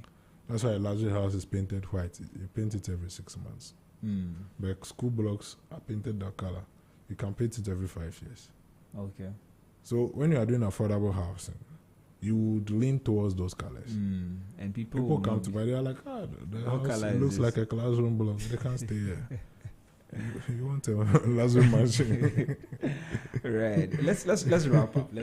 Maybe you can just tell us the most practical short-term solution to Ghana's housing challenge. But why do you want a short-term solution? We need it because. Okay, I think you mean that can be done urgently or really soon. Yeah. So. The one that we need to do, the most practical solution to housing, I think is the one that we recommend. Where even though that was not one that I liked so much, I think if you're talking about the most practical, it's when corporates come in to develop. Because corporates have a margin, they can afford it, they have good cash flow, they have good money, they can take the rent much easily, they can sack people much easily, so they fund developers. So now developers get money. Because funding is making housing 2 times more expensive. The mortgage is 30%, construction loan is 30%, so the funding is 60%. So if the corporates come in and do it, it eradicates the crisis of funding. Okay, then the developer can build. Once the developer builds, the corporate can take its rent from the staff. Okay, so that one can really see action very soon, and we have like at least more than 1,000 companies. If each of them can employ or house 5 to 10 employees, we can see the results now and now. And once that happens, it's going to ease up the demand on rental housing, and then people can now rent more of these houses. But the next thing that we should, sorry, you asked for one, but I think I should give the second one as well. Yeah. The second one is that people should empower themselves. We live in a country where we have been trained and conditioned and programmed to think that salvation comes from Jesus Christ. So it depends on pastors. We are waiting for the next pastor to tell us what to do. And then financial liberation comes from politicians. So the government should do this, the government should make the water free, the government should give us light. So you realize that the human being himself is just waiting, praying and voting for pastors and politicians to bring them the things that they want and need. So when that happens, the person becomes unproductive. He just sits back and is waiting for his pastor or is waiting for the politician. Right. It burdens the elite community because now they have to provide for themselves and provide for us. Okay, they provide for themselves and provide for us. So we can't get anywhere with that mindset. Right. Well, thank you very much. I think it's been a very fruitful conversation. This is a conversation that we may have to go listen again. But thank you very much for coming. I'm grateful. Thank you very much, sir. All right. So that's how we wrap up today's show here on the Business Breakfast on Zed with me, Nee Trebi Hammond. We've been talking to Engineer Viglu. His maybe I should just say his full name so that those who may want to check him out can do that. Engineer Joshua Amegashi Viglu, who is a civil engineer, a digital business and management strategist, and also a real estate and investment consultant. And he calls himself a plumber as well. Well, he's been talking to us on addressing Ghana's housing challenges, and he's laid out a lot of things that are very, very pertinent to this subject matter. You may want to go to our social media platforms at ZFMGH on Instagram, Facebook, and X, and also on YouTube at Z Multimedia, and check the video out. There are lots of things to pick from that conversation. So thank you very much for joining me right from 6:15 till now. My name is Nee Trebi Hammond. I'm back again on your airwaves tomorrow morning at exactly 6:15 for another interesting conversation. Up next is The Brighter Side with NY The Brand. Please keep listening to Z101.9 FM. Enjoy your day.